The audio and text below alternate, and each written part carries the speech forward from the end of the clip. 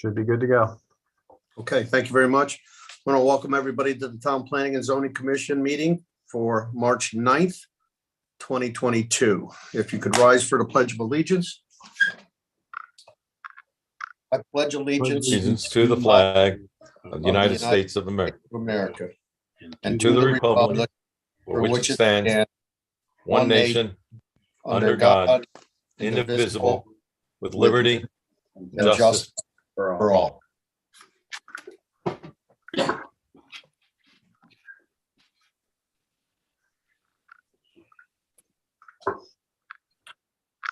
Okay, the next thing on the agenda is the roll call. If Noreen, if you could do the roll call, please. Surely. Chairman Payne, Here. Commissioner Claffey, Here. Commissioner Droz, Commissioner Droz, Here. Commissioner Haggerty, Here. Commissioner Havens, Here. Commissioner Linares, Here. Commissioner Trister, Here. Commissioner Woods, Here. Commissioner Braverman, Here. Commissioner Gill. Here. All set. Okay, thank you, Noreen. You're welcome. Next thing on the agenda is the approval of the agenda. I'll turn it over to our town planner to see if there's any changes to the agenda. Mr. Chair, there are no changes for you to approve tonight. However, I will remind the commission that notably, we did add the item to the agenda,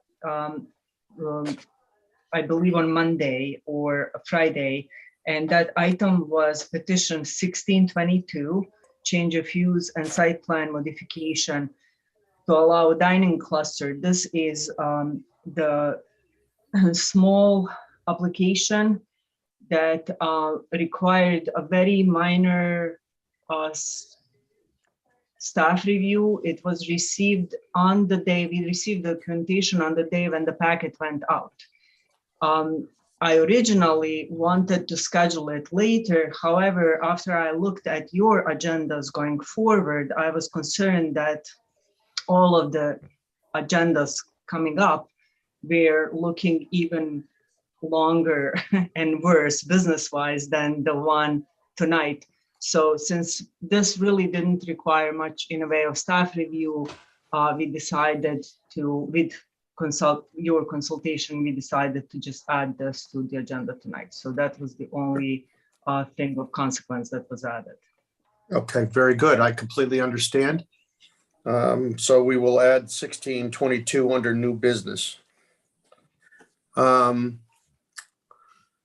We will go to public participation right now. If there's anybody wishing to speak within the Zoom application, raise your hand if you'd like to participate during public participation. If calling into Zoom meeting by telephone, dial *9 to raise your hand to be recognized. Use *6 to recognize to speak by telephone. Please state your name and address for the record. Eric, is there anybody out there with their hands up? Yes, Mitch Page, you can go ahead and unmute yourself and speak. Oh, thank you, sir. And my name is Mitch Page. I live at 46 Olive Street, and I have a small business on Market Square at 39 Market Square. I've had the pleasure of working in my office just above Dilly's Restaurant Cafe for now 2 or 3 years. I've gotten to know some of the family members there, and I've been fortunate enough to enjoy their fantastic food on a regular basis, going down to get lunch or dinner in between some of my work tasks.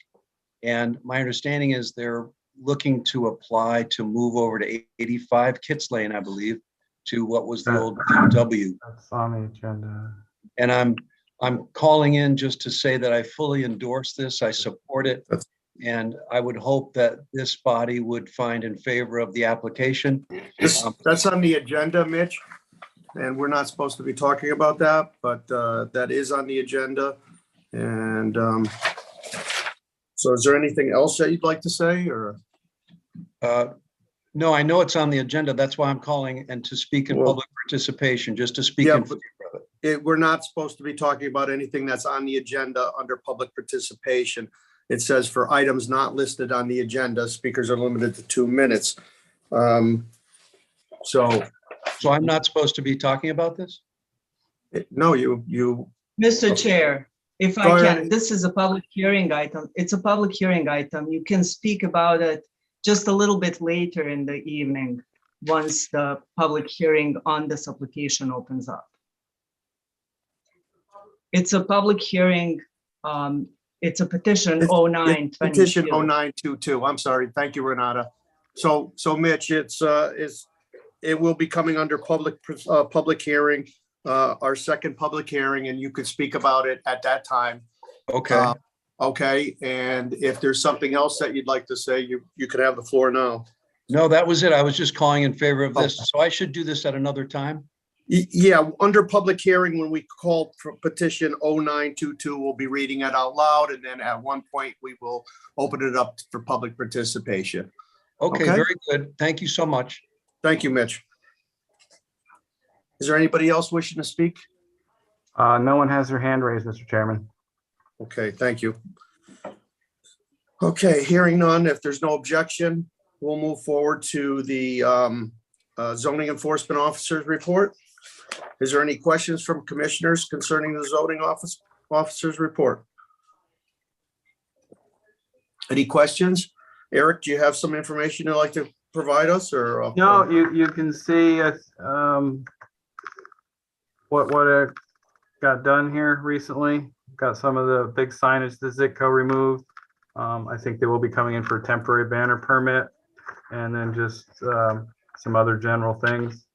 Most of them have been resolved. There's a couple other outstanding ones I'm still working on. Okay, very good, Eric. Thank you. Any commissioners have any questions for our zoning enforcement officer? Okay, hearing none, we'll move on. Is there any commissioners that have any remarks?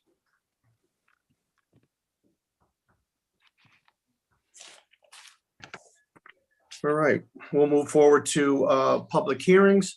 And I would ask if Commissioner Havens, if you could read the procedures for our public hearing. Certainly, Mr. Chairman. Procedures for public hearings. The order of proceedings in public hearings shall be as convening by the chairman, by the commission secretary or commissioner. C, identification and town planner. D, chairman or the town planner. E, to 20 minutes unless a specific. F, persons wishing 2 minutes per person. G, the application limited to 3 minutes. Followed by the applicant, limited to 5 minutes. Opposition, limited to 5 minutes. That shall be within the discretion of the chairman, provided the commission consents to any case. Shall an extension be for more than 20 or 1 minute, whichever is greater. Okay, thank you very much, Commissioner Havens. Your phone's things going in and out of mute. I'm not sure if there's a setting wrong or something, but thank you very much. Those are the procedures for the public hearing. And could Commissioner Lenars, could you read the first petition 0522, please, into the record? Absolutely. Petition 05-22, zoning regulation amendment, section 3.19, to modify zoning regulations pertaining to residential buildings in the PD zone regarding hiring of third-party consultant at applicant's expense, requiring a direct site access to Berlin Turnpike, requiring a traffic impact analysis, and reducing building height to 2 stories. Applicant and contact Igor Bochnikov. Thank you, Commissioner Lenars. Before I turn it over to the applicant, I received communication concerning this application. I received an email from Igor on February 28th, and I'd like to read it into the record. Dear Dominic, as you know, I am a Newington resident who put forth the text amendment earlier this month. I understand that we have similar goals in promoting the best interest of Newington. In that light, I'd like to see if it makes sense to informally have a cup of coffee later this week to have a brief discussion. Let me know if you are open to that idea. I sent him back an email that stated, Igor, unfortunately, you have a petition in front of our board and it would be inappropriate to meet. A little bit after that, it was brought to my attention that the applicant started a social media page called Stop Culver Street Apartments. And on there, he posted the following. Attached, please find town planner's comments on our proposed text amendment. As suspected, they are against it, especially the proposed change reference number of stories. TPZ Commissioner Chairman Payne is developing the parcel he owns at 277 Payne Road, and his proposed development will also have 4-story apartment buildings. Yes, another one. So of course, he's not going to allow our changes to pass because it would interfere with him profiting from his insider position. Corruption at its finest. I find the applicant's comments extremely appalling and disgusting. And not only does it insult me, but it insults every member of this commission and it insults the staff. This board, as all you commissioners know, has been a bipartisan group. We don't bring politics in. And so I find it offending. I have no personal conflict at all with this application, but because there's been a target put on my head, I've decided to recuse myself from sitting on this application. So at this time, I would ask Vice Chairman Claffey if you could run the meeting, please. Thank you. Thank you, Dominic, and I appreciate your honesty in this, and we will take it from here. This is petition 05-22. I would like to seat in Chairman Payne's absence, Commissioner Gill, to act in his stead during both the public hearing of this and any other discussion we have. So I just want to make sure that he is, Gil is okay with that. I assume he is, but if he tells me otherwise, I will seat somebody else. I'm okay with it. Thank you. All right. Thank you, Commissioner Gill. At this time, I'd like to let the applicant present his presentation to the commissioners and explain what is going on. And I would leave the floor up to Mr. Boshkov. Excuse me, Bochenkov. That's Mr. Bochenkov. Mr. Bochenkov, I appreciate that for the correction. Please start your presentation. I appreciate it. Thank you. Thank you. My name is Igor Bochenkov, and I reside at 20 Cobblestone. I'm thankful to testify today about a very important matter to me, my family, my neighbors, other residents, taxpayers, and voters of Newington, as well as the town officials of Newington. I don't do these kinds of presentations as often as Mr. Sweeney or Mr. Bongiovanni, so please bear with me for the next 20 minutes. We take pride in living in this great town, and I want to see the town flourish into the future. I do not think it's a coincidence that the town has established a reputation that has been built over many years as a great place to raise a family and live, with good school systems, access to cultural points of interest, high quality of life. It is with that in mind that I choose to apply for and promote this text amendment so that we can take every step to preserve this attractive offering for ourselves, as well as my daughter and others who want to see the benefit. Before I get into the specifics of the actual text amendment, let me give you a little bit of context. There are people who lived in this town for over 80 years. People have established roots in this town, and while there is a general desire to keep the status quo, I think we can all agree that we need to be flexible and allow change to occur. However, it should not be the change for the sake of change. It should not be the change that has a singular purpose, the false need to increase the grand list at all costs. It should be a good change that the first and foremost protects our own citizens. And when there is a difficult choice to make, the government officials should be clear not only at the re-election time, but at all times that residents have good memories, have an expectation that their interest will always come first. In the business field, we call it fiduciary relationship.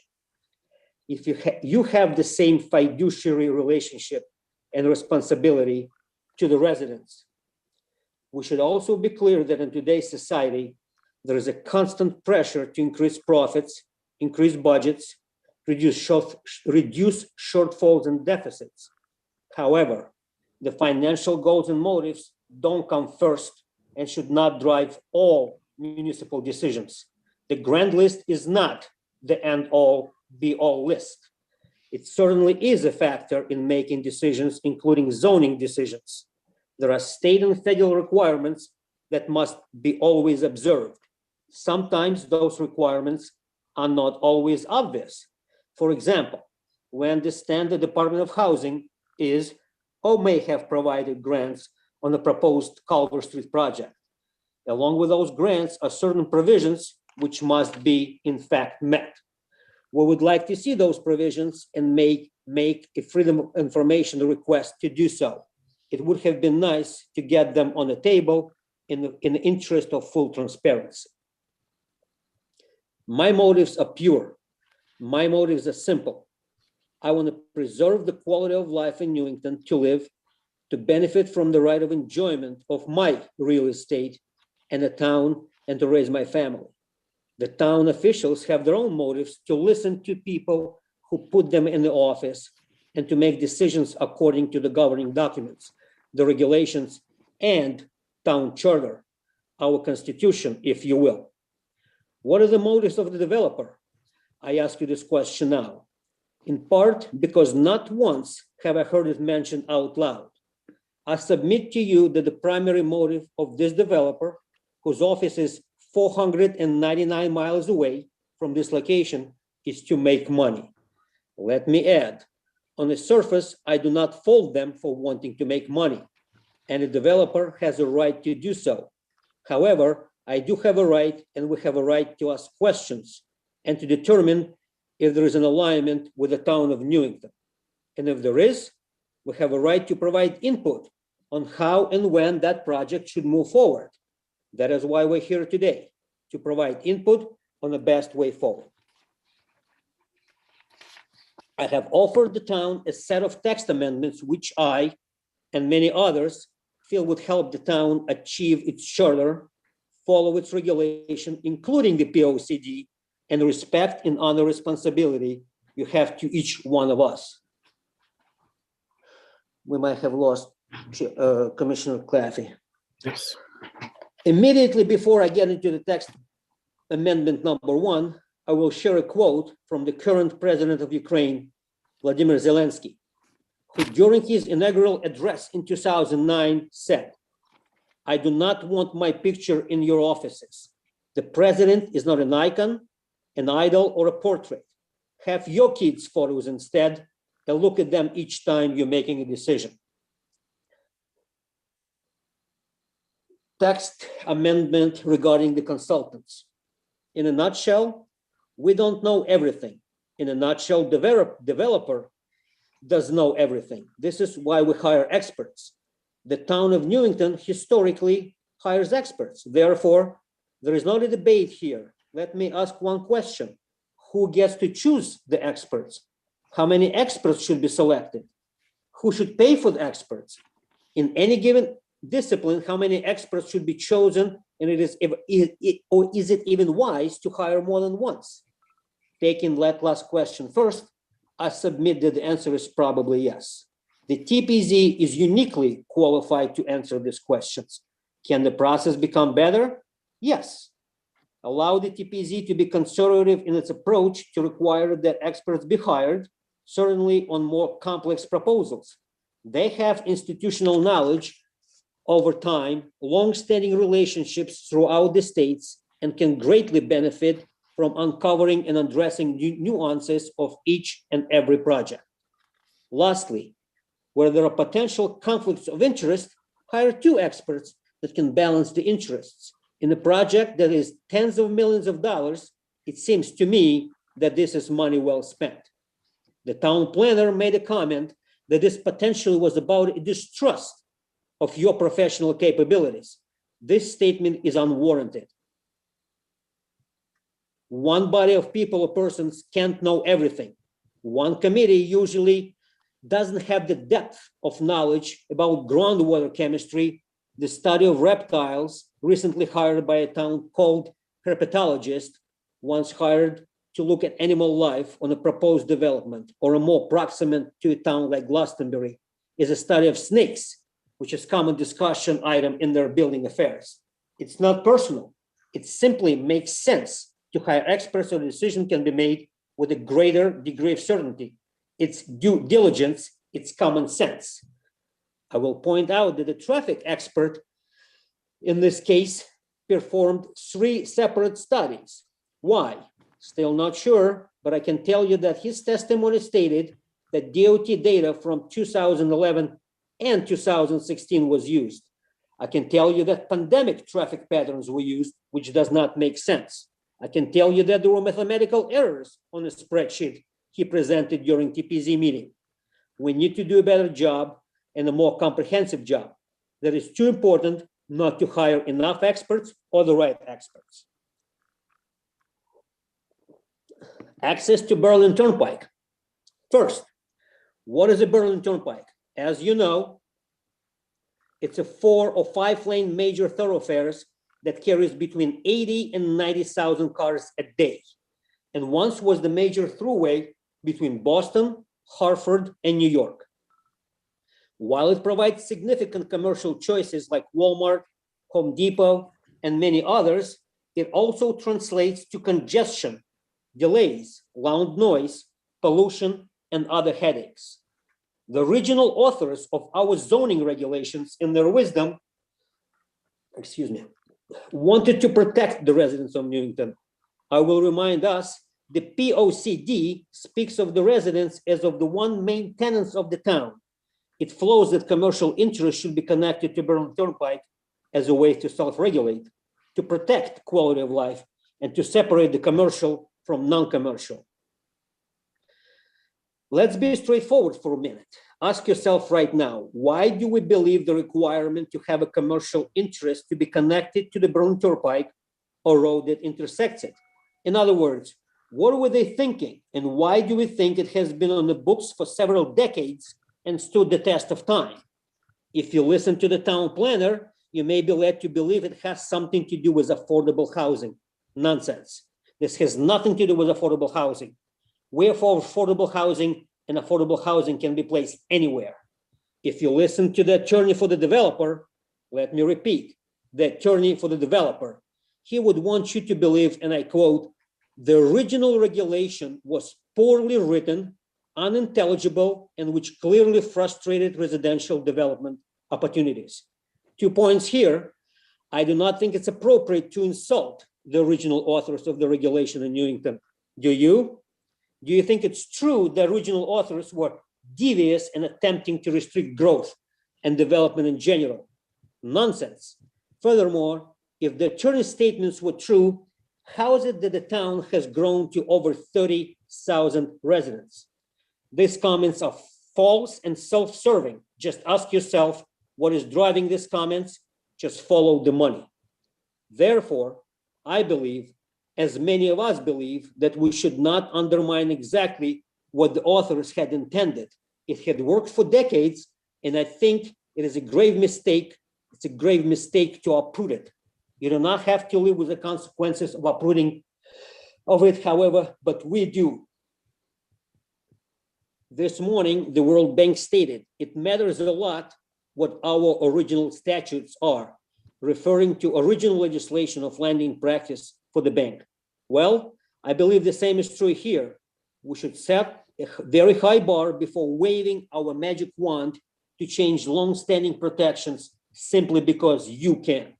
You're looking through the prism of money, which is often short-lived. I'm looking through the prism of family, neighbors, high quality of life. And I invite you to my side of the side. It's the right choice. Height of buildings. Let's start with the basics.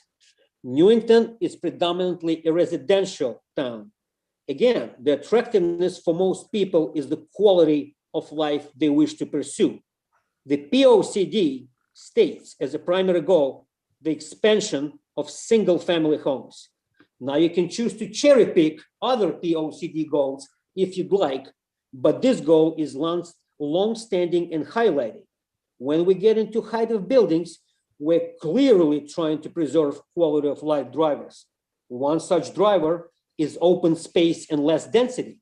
Limiting building height is a way to preserve what we, the residents, want, not what the developer wants. So now we have a situation where zoning was changed. The developer got that. Now they want to press onward and force us to cave in on other pro-commercial metrics. It flies in the face of what we have had and what we want. The town manager has argued that a reduction in building height is environmentally unfriendly. That is nonsense as well. The opposite is true. Ask any unbiased person that question. The developer states that a limit on building height would limit, quote unquote, modern housing. That also is nonsense. What does building height have to do with modern architecture? I can show you thousands of designs and architectural renderings to show what modern design is possible with a two-story building height. In fact, just look at my development, Cobblestone, which is 2 stories. The attorney says it makes it economically unfeasible. Is that true? No. Perhaps it makes his profit not $40 million, but maybe 35. Are those the numbers? We don't know. No one has told us. We have a right to know the profitability forecast of a developer who is 499 miles away and wants to change my family's quality of life. In summary, the text amendments I drafted, along with many others, make sense and are in alignment with the long-standing town regulations. I would advocate strongly that my text amendments protect the residents, taxpayers, and voters of this town, and you have the absolute responsibility to us, first and foremost. And while not to the exclusion of outsiders, should prioritize and recognize the priority each and every time. Our top real estate experts have told us in recent, as last week, the real estate sales in this part of town are skyrocketing. Sales are skyrocketing. I would ask you to be careful of unintended consequences. Finally, I would like to remind each one of you that the text amendment proposal can be taken separately and should not be viewed as all or none proposition. I thank you for your time and consideration. Igor, thank you very much for your presentation. I will clarify that I did stand up from this meeting to actually take out of the closet that sits next to my desk the regulations, just so I had it. I thought I had it on my desk before you started, so I apologize that if anyone is watching and yourself, you saw me move from the screen. It was purely to get the documentation that was in the closet. So I apologize for that.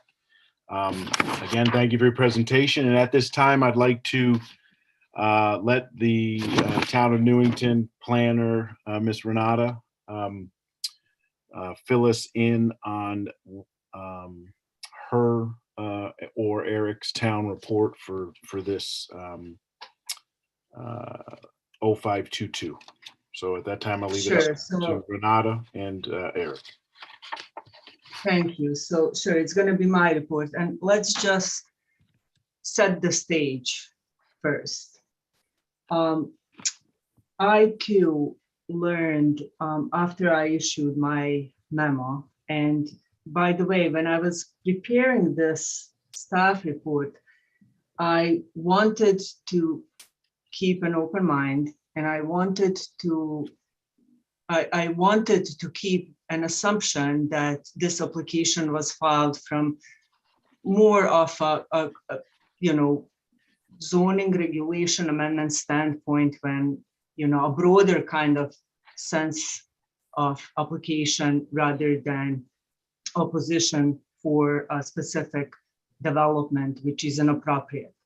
And that's how I accepted it. That's how I wrote my memo. And then following day, while I didn't know this thing that Chair stated, I did also receive from a friend's mother's an email showing to me that there was some connection between an attempt to, combat a proposed development with tying that with this application. So what I need to tell you as a commission now is that when you are reviewing zoning regulation changes, zoning regulation proposals, what you're looking at are the proposals that affect the entire zoning district. So you have to think first about the entire PD zoning district. You have to separate yourselves from thinking about any particular development or any particular location and any particular event, any particular pending or non-pending thing that we may have going on right now. So please try and focus on the entire PD district. I will ask Eric to display this map right now for you. The second thing that's really important to understand is that you as a commission, when you're acting on the zoning regulation amendment, act in your legislative capacity.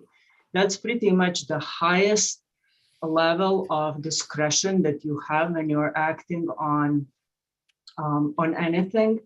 You're changing the rules in the town, and you're going to be changing rules if you proceed with this proposed changes, you will be changing rules that will be effective a significant portion of the town in a pretty significant way, in my opinion. So as you could see, if you read my memo, I couldn't support this for a number of things, and I have to establish a record now. So I will go into some detail as to specifically, why I can support this. There are some technical things. Granted, this application was submitted by a resident, not a land use lawyer, so the write-up of it was a little clunky, and I understand that. But if you were to adopt this regulation, just the way it's written, it would create a number of problems because of how it was numbered, how the references were a little off, and there are details that are missing. I mentioned in my memo, there is numbering that we already have that regulates drive-through restaurants in PD zone. There is a language with regards to hiring an outside consultant. Now, state statutes are very specific and detailed about how, if the town is to have language like that in their regulations, then there is a really detailed language about how that money is to be handled. It has to be in a separate account. That account has to be handled like certain way. Once there is like certain kind of paperwork that has to be submitted, then we have to return that money within a certain amount of day within which we receive this request. All those details should really be included in the regulation, or at least that section of the statutes should be referenced. Otherwise it's vague, and hypothetically speaking, somebody could be, we could be sitting on somebody's money like forever if there are no like clear rules on that. So there are some technical things that are like that in the text. More importantly, however, as proposed, this provision as proposed, applies to all uses seeking special permit in the PD zone. When it comes to, and I'm now speaking about, and I'm going to separate this like I did in my memo. So I'm going to speak about first hiring of third-party consultants. This language, if adopted, Eric, can you, I'm kind of wondering if we could somehow do a split screen, and we can't, right? Okay, so we saw the PD zone. Can you actually zoom out a little bit and show the section with the Fen and Cedar Road? So we have everything that's red is PD zone. So we have this section out here. And to clarify, that's Cedar Street and Fen Road and. Fen Road, That's yes. correct. This is Okay.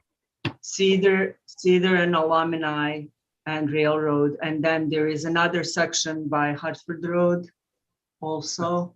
It should be in the Zoom out a little bit more. northeast corner of the town. Right.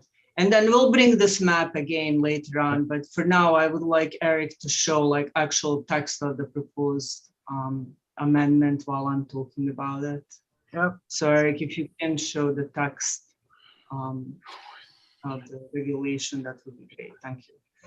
So the consultant language, if that was to be adopted, it would apply to all special permits in the PD zone.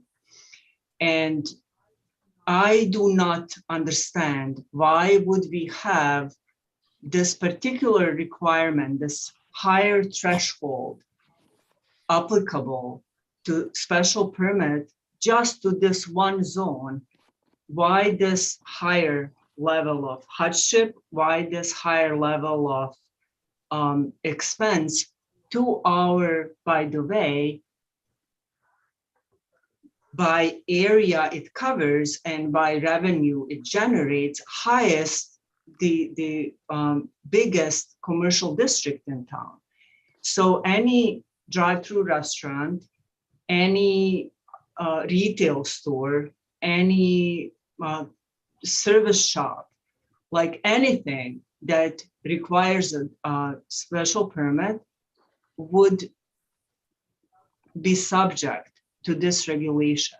Now, the way I read this, the way it's written, what would have happened, practically speaking, is that an application would come into our office, and instead of going through like normal process, which we are trying to streamline and expedite as much as we can, like the whole process, you know, to make everything sort of streamlined and more efficient, what would first need to happen is the applicant would first have to go to the commission so that the commission have to vote and make a determination whether or not they would have to hire this third-party consulting group or third-party consultant on pretty much every application for special permit.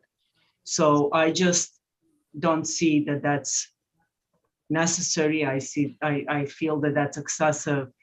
Some other communities that have this requirement to have third-party consultants or that have allowances for third-party consultants in their regulations have it in the beginning of the zoning regulations in section that deals with pre-applications when it's by staff. So some places, and those are generally places that tend to be smaller. I saw it, for example, in Hebron that, you know, wouldn't have perhaps as many staff as we do. So they have this thing when an applicant would meet with staff on the pre-application, and then staff would say, you need to hire like a consultant to do something. Perhaps commission could consider that. Maybe if you want, it should be definitely in a different section of the regulation. I still think it's not warranted in town of Newington. And I definitely think it shouldn't be in this section. And I definitely think it should not be applicable only to the PD district if we have this. I do believe that it should not have these kind of arbitrary criteria. I particularly caution you with regards to using opposition of the application by town residents. First of all, you can't limit public participation to in-town and out-of-town residents. You can also not favor opposition over support on anything. If you remember from the training, some elements of what you must exercise with all applications are these elements of basic fairness. So you have to weigh equally the support and opposition on anything. So you can't allow a greater appreciation to opposition than you would to support of anything. And lastly, opposition to something is not the valid criteria for special permits. So even in that sense, it kind of doesn't fit in this sort of realm of why would it be a valid criteria to decide whether or not that should be something you can use to decide on whether or not to hire a third-party consultant. Like the applicant said, I do obviously object. This also on the fact that this does imply a certain level of distrust of staff, and that puts us in a difficult position because it is a certain perception that it creates when you have these kind of regulation that both developers and the public can then demand certain things of us. And believe me, we have hard enough times as it is between the engineering, the fire marshal, the building official. We are challenged daily, our interpretation of rules, our judgment, our timeliness, everything that we do, we're constantly challenged, both from the developers and from the public. So having some kind of rule that further proves that even our own regulatory bodies do not believe that we are competent enough, just further kind of diminishes our ability to sort of stand up for ourselves. So yes, I'm obviously not a fan. Okay. Moving on to the things of non-conformity. So the location part, we had a long discussion about that at the meeting when we removed the location requirement.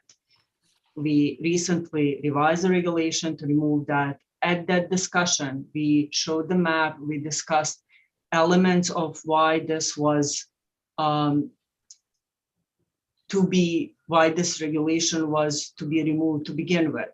We discussed areas in PD zone that were not near Berlin Turnpike. We also have areas where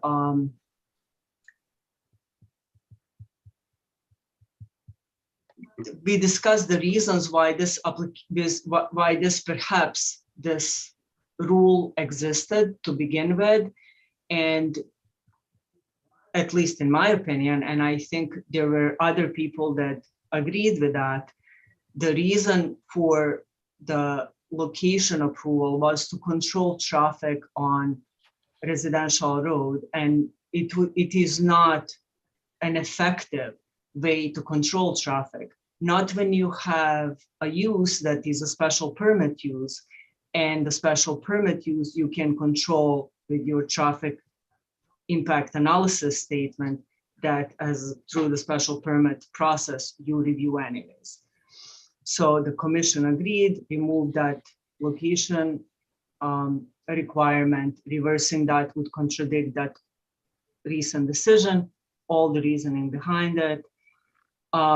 We also have a provision in our affordable housing plan that recommends that area for future mixed use development and residential development be located along other areas along the Berlin Turnpike and Berlin Turnpike adjacent areas.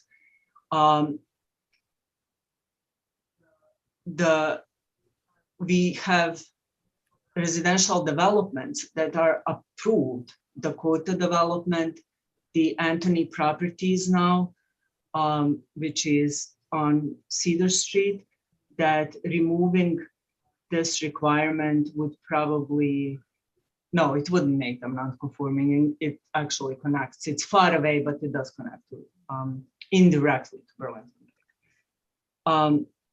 Then the next thing is the height of the building. That is a problem with creating non-conforming sites.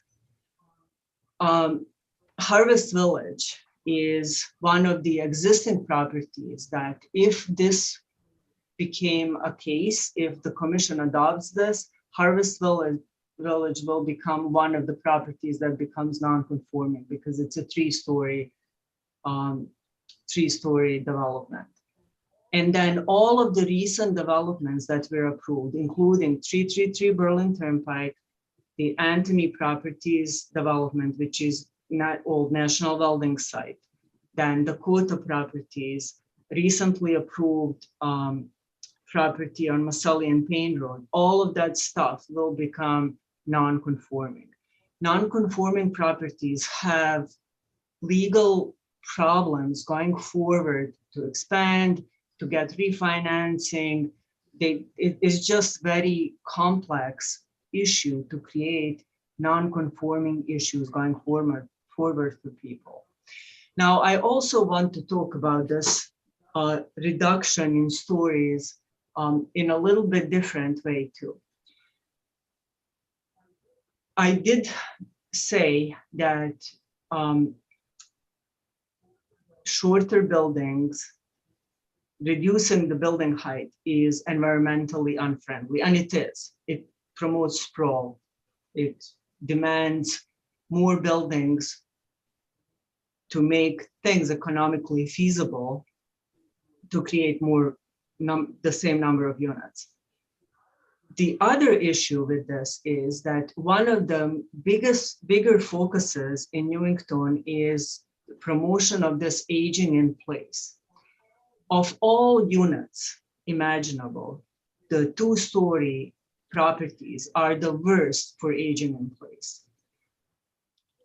Single stories too are not like the best for aging in place because we are not the kind of a town, and we should do some economic studies at some point, but the single family homes require maintenance unless you live in an age restricted community where you then have to pay HOA. And for paying HOA, you have to have certain kind of income. And I'm not sure, reading our documents, reading our POCD, reading our affordable housing plan, it seems to me that we may not have that kind of aging population, that we may be more in like middle to lower class aging segment group. So for Newington kind of aging population, what we want are building with elevators actually. So that's another thing that I thought kind of after I wrote this memo to perhaps bring up. I also mentioned that density reduction is likely to result in outpricing of multifamily residential development from really the only zoning district that practically allows multifamily residential development in town, because we have like a couple of other districts, but practically they're unbuildable. They're either restricted by location or by the density limitation or by the fact that the lots are so small, but the acreage is required to be so big that, you know, there is no suitable lots to allow multifamily housing here. So I think in closing, and I'm sorry that I went this long, but I feel that this is an important amendment and I had to kind of establish like good record in this. Eric, if you can bring that other document that I put up. So my suggested reasons to not allow this zoning regulation amendment are that it conflicts with number of sections on the plan of conservation and development. Specifically, their objective of Chapter 9 of economic development to promote appropriate economic development to meet community needs. Economic development strategies 1, continue to promote appropriate economic development in Newington in order to grow the grand list and provide net tax revenue to support local services. And I will just address this. It's not all about money. It really isn't all about money. When we are talking about change, it's understanding that change means also that people perhaps would like to live in a different kind of environments today. And the reason why we're seeing these kind of market pressures today is perhaps a response to that change.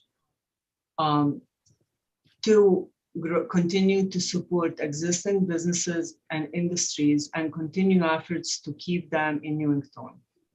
3, continue efforts to attract new businesses and industries to Newington.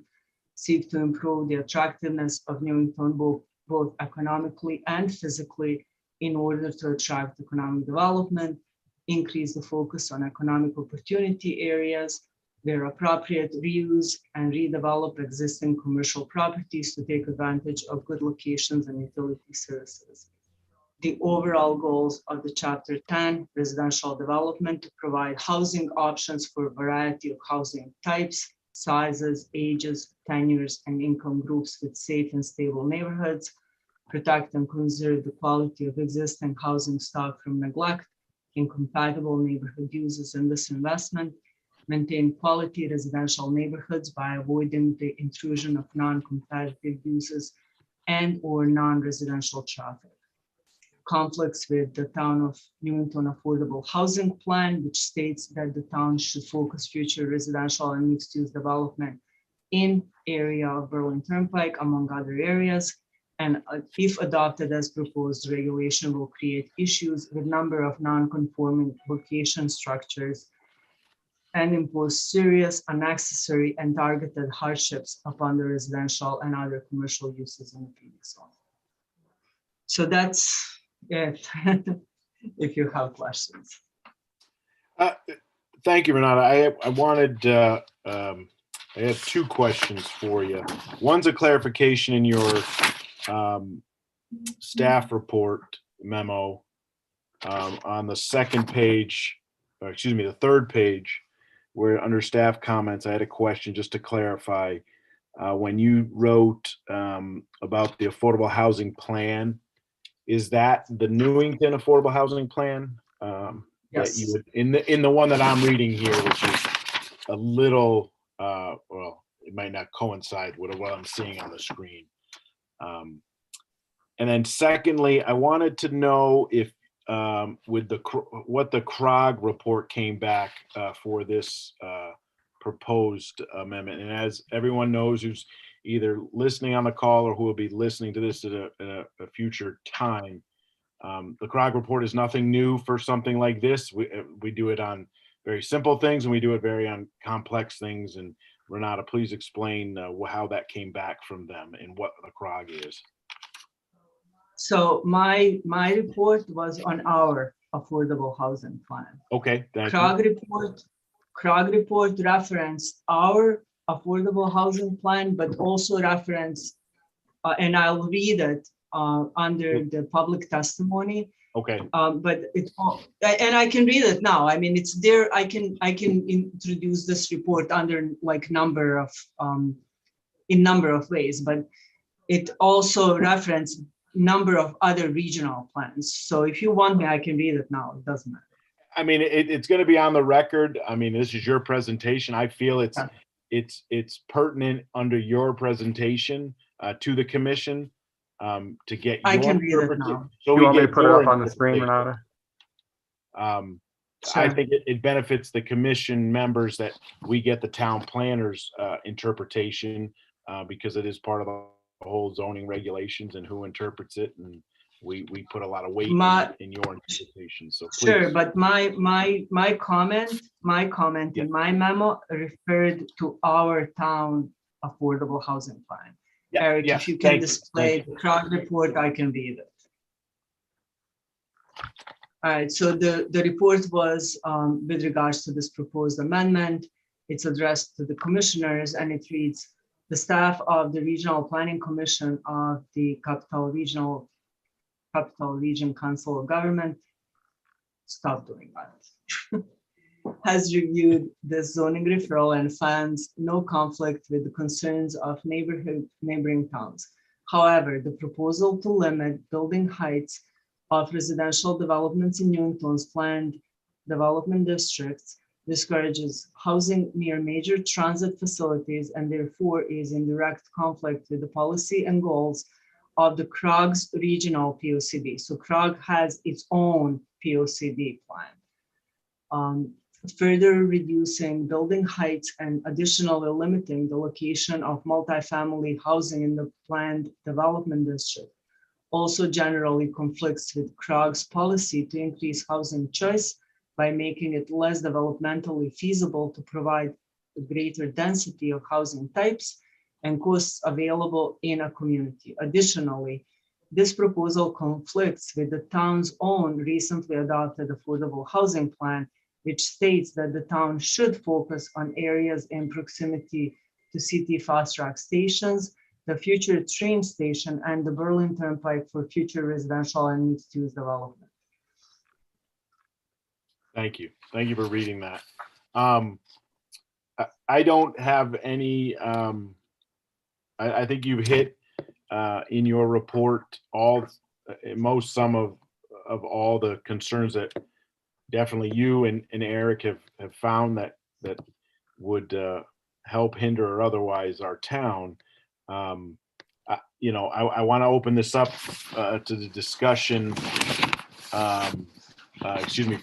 For commissioners to open any questions either to Renata, or to the applicant or Renata.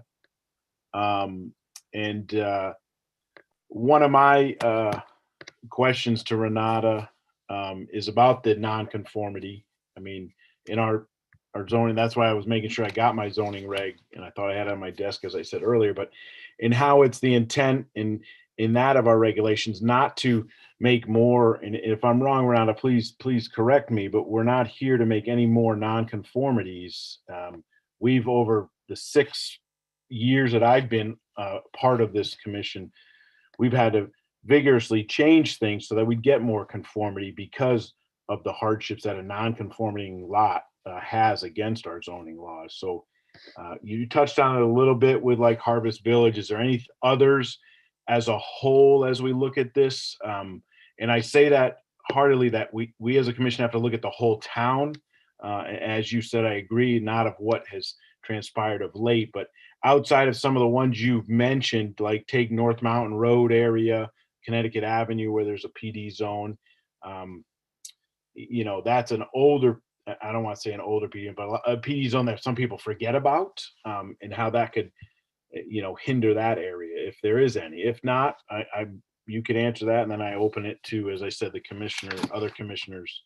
And if I see hands raised, I will try to do it in order of that. So it wouldn't, just to be clear, it would not. Like if this amendment was adopted as it is proposed, the only places that would become non-conforming are places with either existing approved or pending applications for residential development that is higher than 2 stories.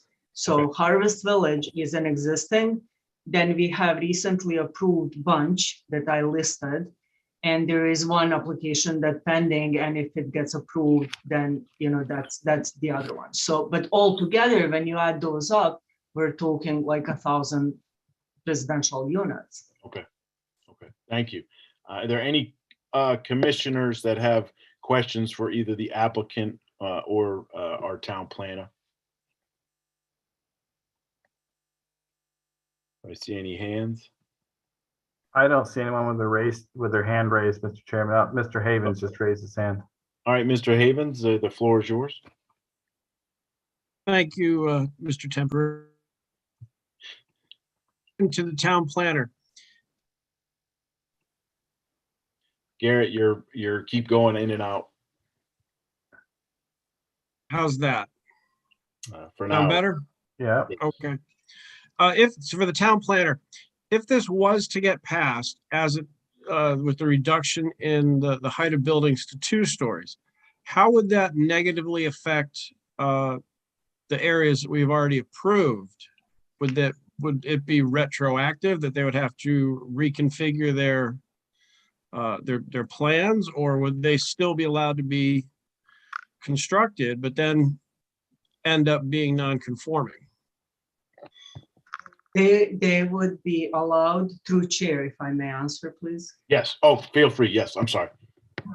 So no, it would not retroactively be required of them to go down to 2-story. They would be allowed to remain as approved. This would also not impact any pending application. And I want to make that crystal clear for anybody who believes that somehow changing rules today will affect pending application. That's false. I'm not, if this pending application does not get approved, then, game over, that's a whole different story. However, applications that are submitted at the date that they are submitted, those are the rules that apply.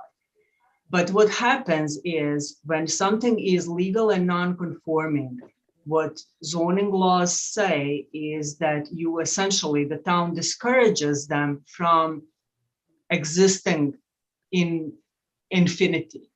So there are potential issues with financing such properties. There are actually problems to such nature that state statutes have been created to protect non-conforming uses from town expelling them and making them non-existent.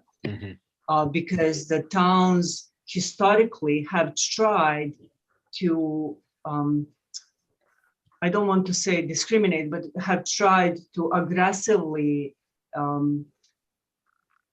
expel uses that they found they did not want through this non-conforming process. So that's what is so concerning with this. It's best when not, it's best not to create non-conformity if possible, if not necessary, I guess. Commissioner Havens, does that answer your question? Yes, it does. Thank you very much. All right. Are there any other questions for, I see a hand up, Commissioner Trister. The floor is yours. Thank you, Mr. Chairman. Actually, sort of the follow-up on what you just said, Renata, in regards to the non-conforming part. So basically what you're saying is there is a state statute that sort of prohibits the action to be taken against properties that would be non-conforming if something like this were to pass, which was my big concern with the 2-story, with this 2-story change, is how would that affect current properties. But I actually had a question, I kind of think of that as sort of looking backwards, but in regards to what you said in your staff report, looking forward, the change to 2 stories in terms of, you mentioned it would effectively prohibit multifamily housing in town. Can you elaborate a little more on that, please? Go The ahead. reduction in density, through reduction in density, is that what you're Yes, please. talking about? Yes, please. Yes, so the way we have our zoning districts structured, and this is really what we should discuss under more comprehensive, like planning sort of conversation. We have the only zoning district that is practically allowing multifamily housing is PB zone.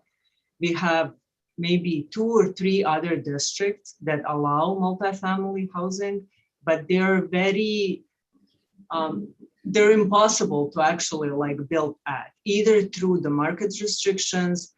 You know, we have like TVDD zone, which requires this complex structure of compiling parcels together and this like really intricate thing of, you know, in public-private partnerships that is so complex to create that whether that happens or not it's questionable. Then we have another zoning district which is such a low density that market for years and years and years, I think there is like 15-20 years nothing had happened there because market cannot support that amount of low density. We also allow a little bit of multifamily in R12 zone, but then we require like a minimum parcel of 10 acres. But in that zoning district, we don't have a parcel that's that big. So we allow it on books in a couple of zoning districts, but it's really not realistic. So the PD zone is the only zone that actually allows multifamily housing. If we reduce this, we will reduce the density so far down that I think we really will like end up outzoning it. And again, you know, I think this conversation is more for like a planning kind of conversation. We should have a map and a study and, you know, that sort of like a sit down session, but Okay. So that's where I was going. That's So- where I was going at. Right, and so I guess my point is, it sounds like, you know, if we were to adopt this change and just specifically the part about 2 stories, it would really hinder our ability to meet our affordable housing goal. Correct? Yes, absolutely. Yes. Okay. Well, thank you very much, Marada. All right. I mean, I want to see if any. I don't know if there's any other questions or if the TPZ commissioners want to, you know, have an open discussion amongst ourselves. I thank you, Renata, for the lengthy, wonderful presentation and the time that our town employees put this together, because it has some great merit to discuss. It has both sides of the story were presented. Does any commissioners have any concerns that aren't directly questions, but just want to be heard for discussion points? Anyone? Doesn't appear anyone has their hand up, Mr. Chair. Okay. Oh, Mr. Trister just raised his hand again. No, whoops, sorry, go ahead. I want to, Mr. Commissioner, just one second. I'm getting the discussion because when the discussion is done, I want to be done as a core group, and then we'll move it to the public participation part of this for the fors and against, et cetera. I don't want to. I know in the past sometimes we've gone back and forth, but I like to run it just to get the discussion out of the way by us. That's why, you know, I'm following the procedures, and I don't want to kind of come back and open a discussion when, you know, then we're going to sit there and rebuttal for 4 hours. So that's why I did this, you know, no different than before. It's just a little more for the commissioners to discuss, and feel free to go ahead now. Sorry, Commissioner Fisher. No worries. Thank you, Commissioner Claffey. No, my comment was just, I just wanted to say thank you to Mr. Bachenko for putting this together and bringing this forward. I know it's it's been a contentious issue. And I know there's been a lot of back and forth. Again, I'm a new commissioner, so I wasn't around for a lot of what happened before. So I don't have a lot of context here, but I do appreciate in general when residents come forward with ideas and passions that they care about. So I do want to say thank you to Mr. Bachenko for bringing that forward. That's all I had. Oh, thank you. With that said, if there's no other hands up, I'm looking on my screen. I don't see any. I would like to take this to open this discussion to the public, and want the public to be reminded that we will ask anybody that is either on the phone or on, as you know, as I see the screen, it says I have panelists on the left and attendees on the right.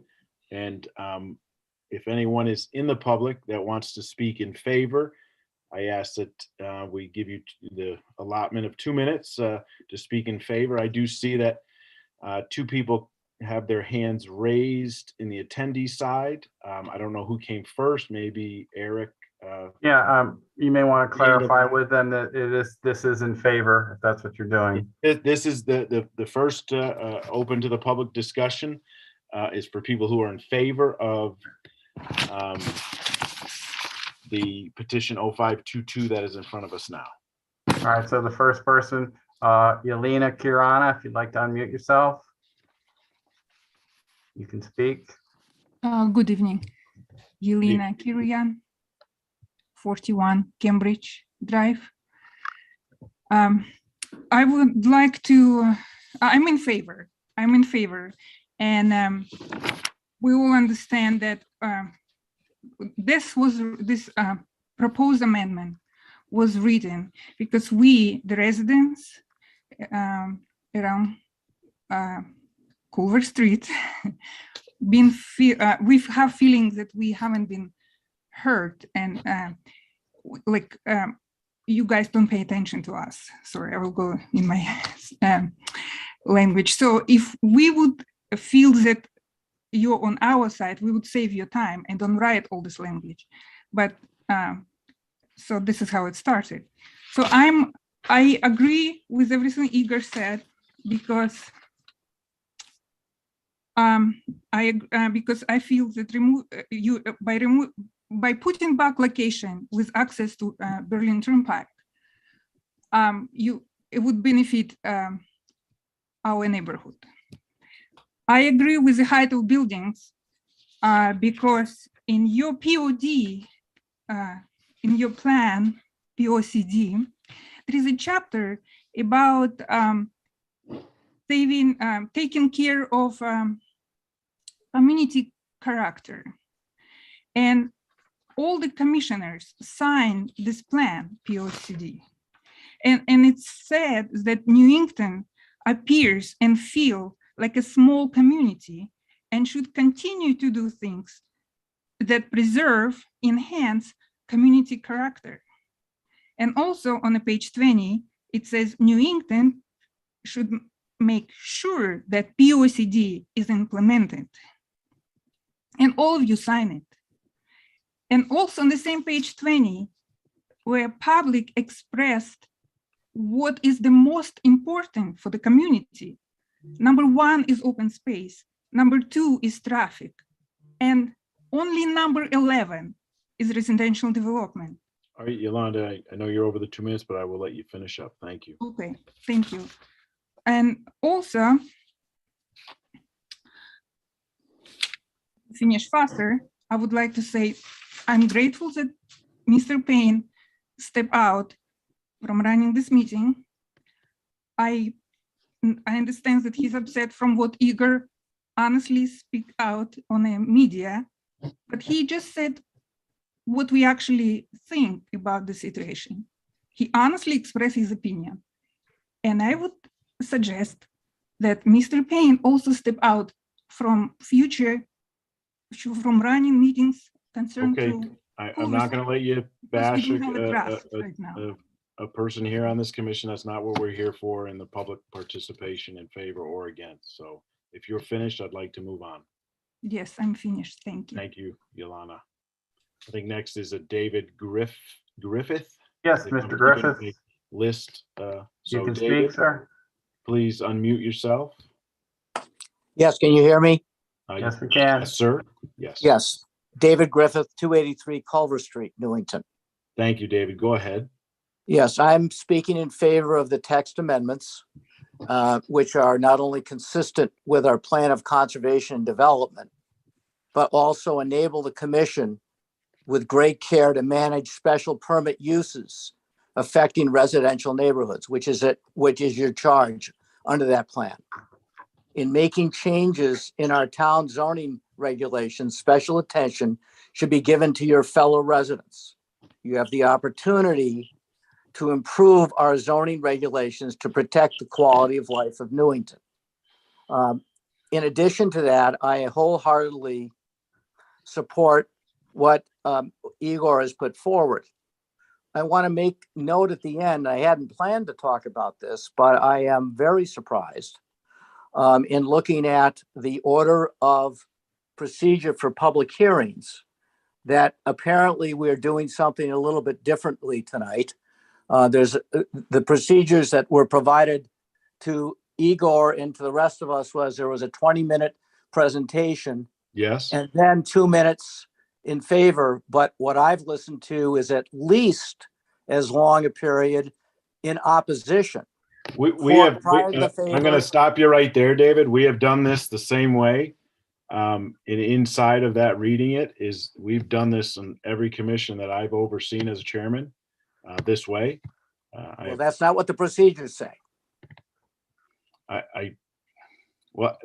Okay. Thank you for Follow bringing your that to my follow attention. your procedures. I have followed it. Thank you. No, you haven't. Dave, Jeff Zellick, I think, is the next. Go ahead, Mr. Zellick. Okay, can you hear me? I was trying to unmute. Yes, Jeff, we can hear you. I can hear you. Very good. Give me one moment here. I have some documents I want to bring up. Unfortunately, my screen's not behaving. Okay. All right. So I wish to speak in favor of the proposed text amendments submitted by Mr. Bokenchov.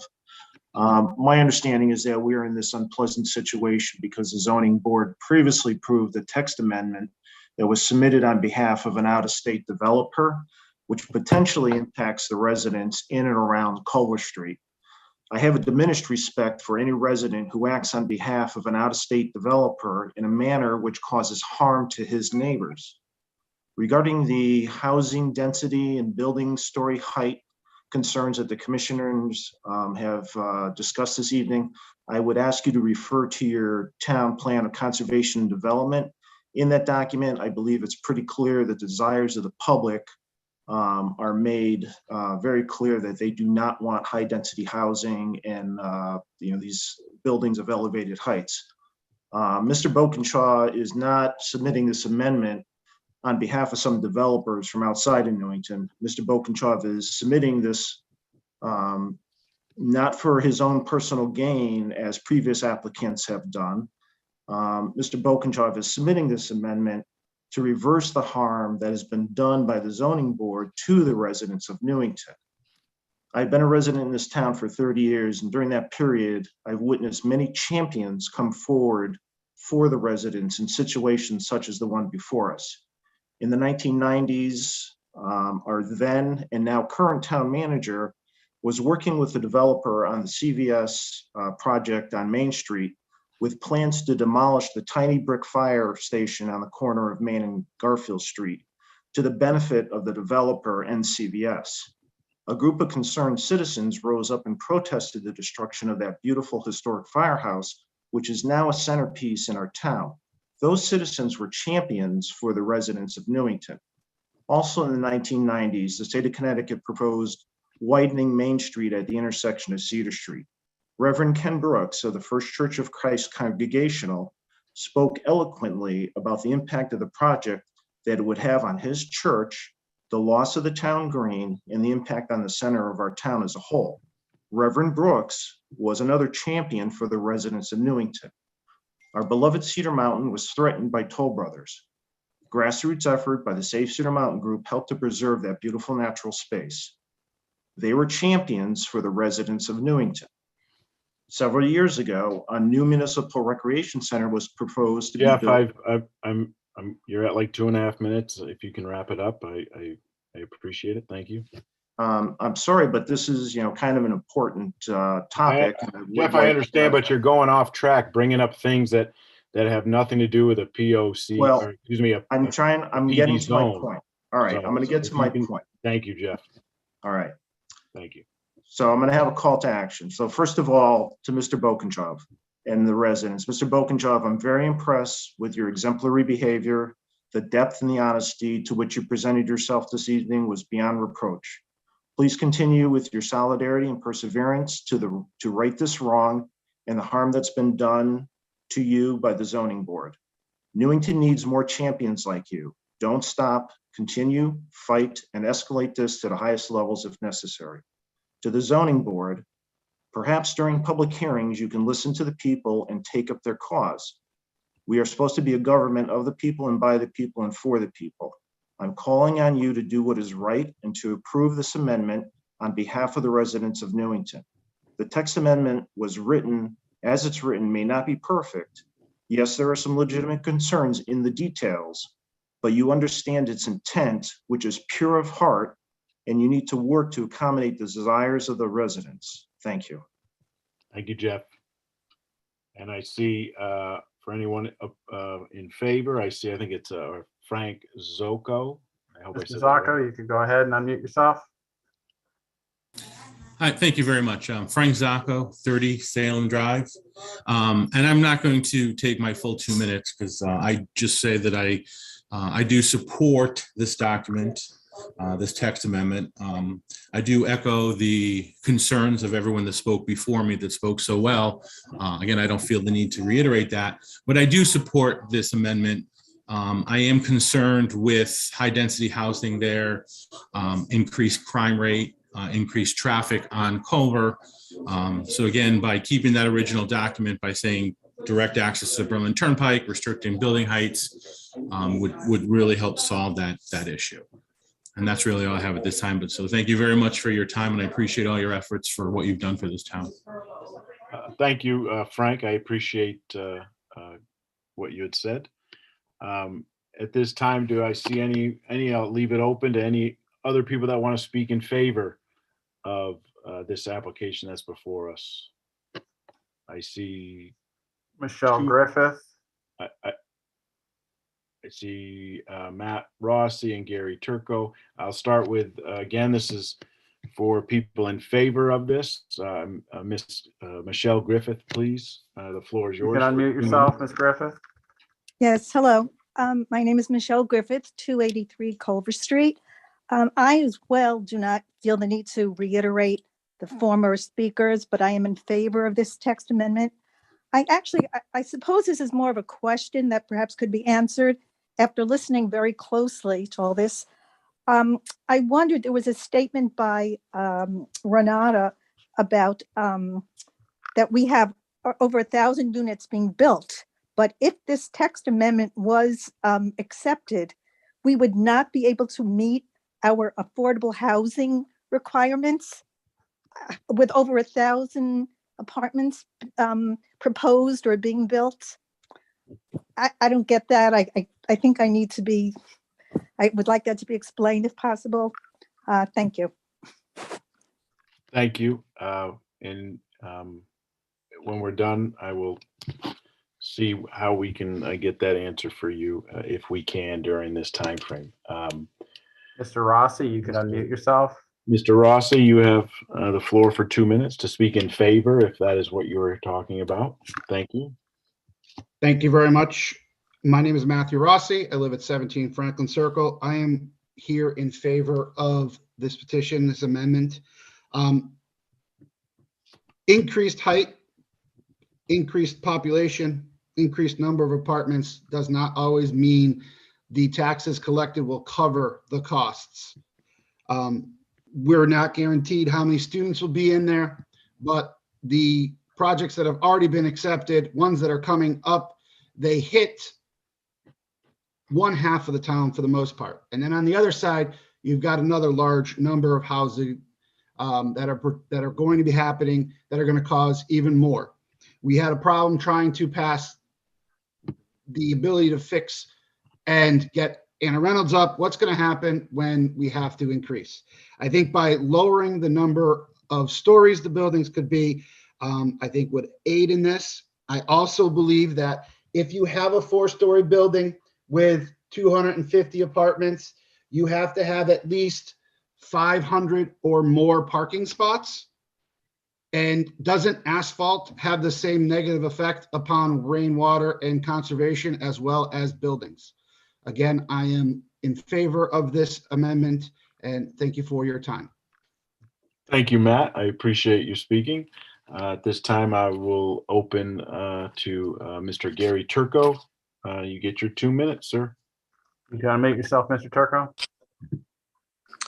Hi, Commissioners. Thank you. This is State Representative Gary Turco.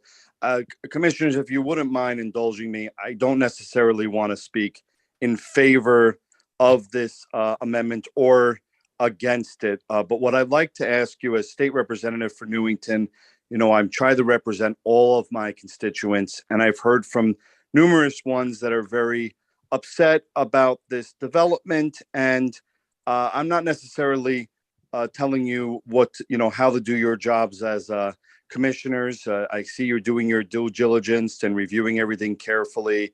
And Renata, our town planner, definitely expressed some concerns with this particular amendment that need to be fixed. But what I will ask from you as state representative is anything you can do to try to address these residents' concerns with this particular development around Cedar to ensure that if it does go forward, that it does try to address the issues with traffic and safety and other concerns that they've expressed tonight.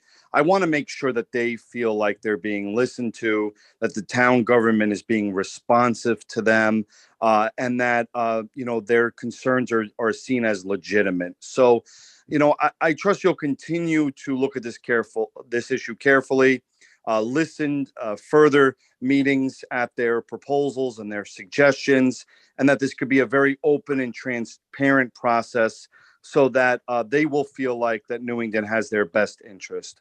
So that's what I just wanted to say, Commissioners. I thank you for your volunteerism, and I hope if there's a way I can assist with things, please let me know.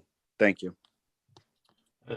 Thank you, Mr. Turco. And I think the town appreciates you coming on board and saying something, even though I know you weren't for or against it. And we don't take that lightly for any party. At this time, I don't see any other hands. Excuse me, I was just trying to turn off a timer. I don't see any other hands for the part of the public hearing for people that speak in favor. At this time, not seeing any other hands, I will go to opening it up to anybody that from the public, either as a panelist, as a public member through the link or through the phones. If they want to speak in opposition to this application, petition 0522, you're allotted 3 minutes.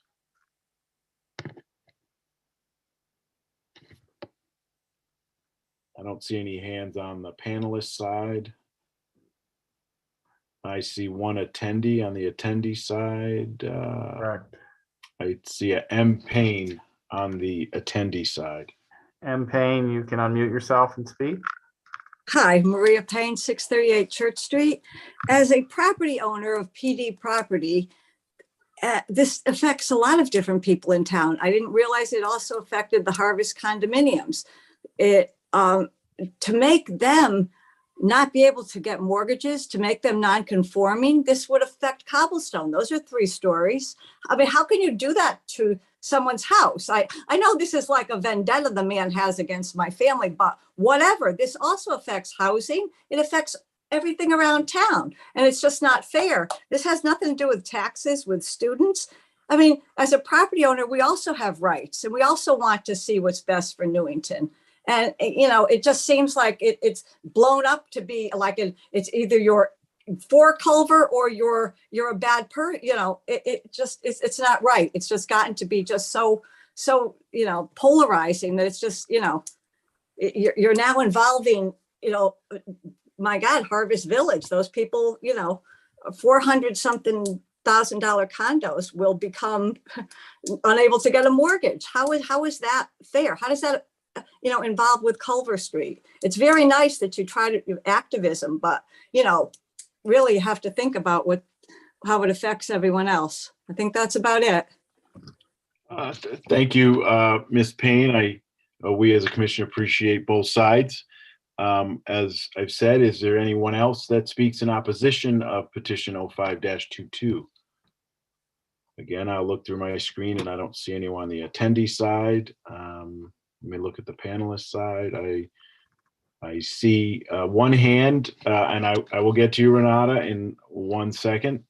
But I just want to, before I go to Renata, I think there's something she's going to answer for somebody, but I'll open it to Renata. I don't know if you want me to open it to Renata now, or do I want to follow the procedures to a T, which I have. No, I wanted to actually introduce, we received some correspondence in. Okay, all right. Thank you. I forgot about those. We received some correspondence, which I wanted to introduce into record. And I shared this. The correspondence is kind of lengthy, and I prefer if we did not read this into record, if we just attached it to the minutes. As long as all the commissioners read this, we shared this by email. So there was an letter that was received from Mr. Mark Shipman that we shared with all the commissioners by email, and then within last like maybe 2 days, we received another letter from attorney, who was this? Attorney Sweeney. And that was shared by email with the commissioners. If you read this, then I'll attach it to minutes, and we do not need to read this into record. Let me just open that up to the commissioners with your. I've read them. I've seen them. I want to just make sure if I don't see you put your hand up, I assume you've read it, but I don't want to assume anything. So if someone has a question for Renata, please, as a commissioner, put your hand up so we can hear what you have to say. Without seeing any hands, if anyone's against Renata putting this as an attachment to the minutes, I would like Renata to do that. And we can move forward to the rebuttal if the applicant wants to rebut anything that's been said in the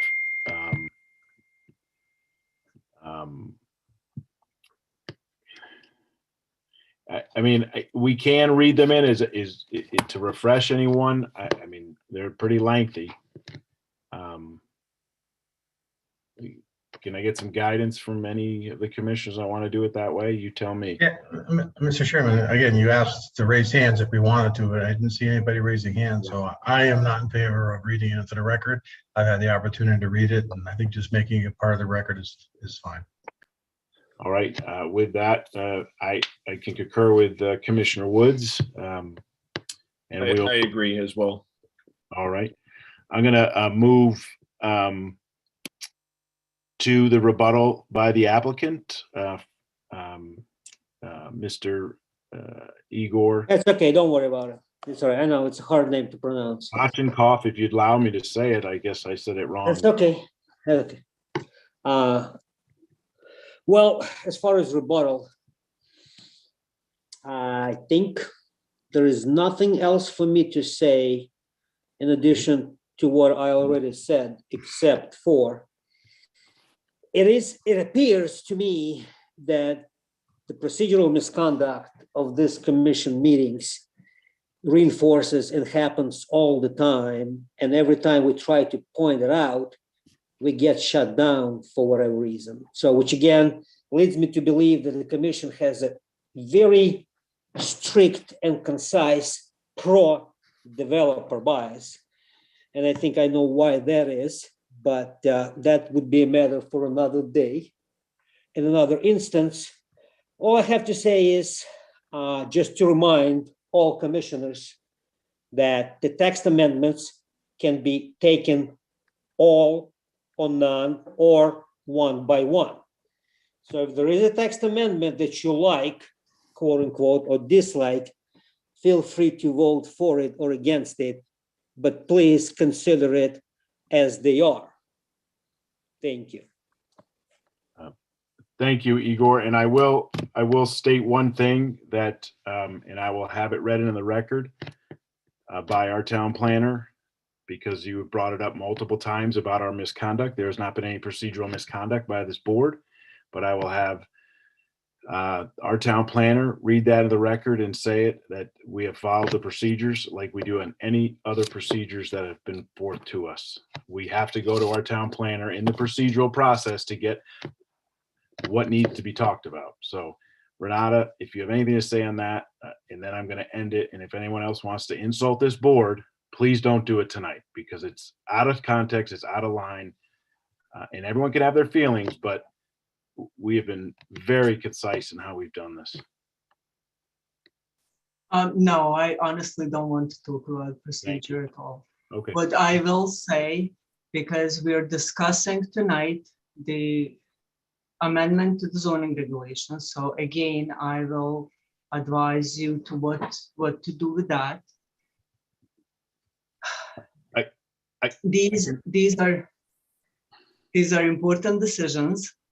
Please, you must disregard anything with regard, any reference to any pending application, any pending development, any concerns with any specific proposal or concerns with regards to traffic relevant to pending applications. So please just make sure that when you're thinking about this proposal, you're clear on what is happening tonight. So zoning regulation amendments are about hiring outside consultants for the PD zone as they pertain to all of the special permit application in the PD zone.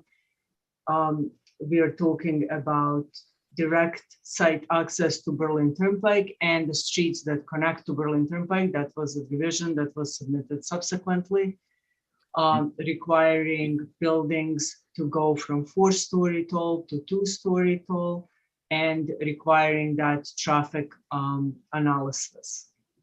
So with that said, Renata, I want to make sure I'm procedurally following it. And after the rebuttal by the applicant, I have to ask, and I know I see two commissioners' hands up, and if they can be patient for the procedures.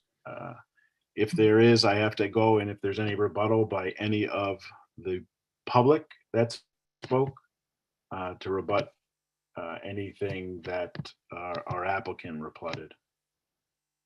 I still only see two commissioners' hands up, and at that time, I will ask that they say what they're going to say before we proceed.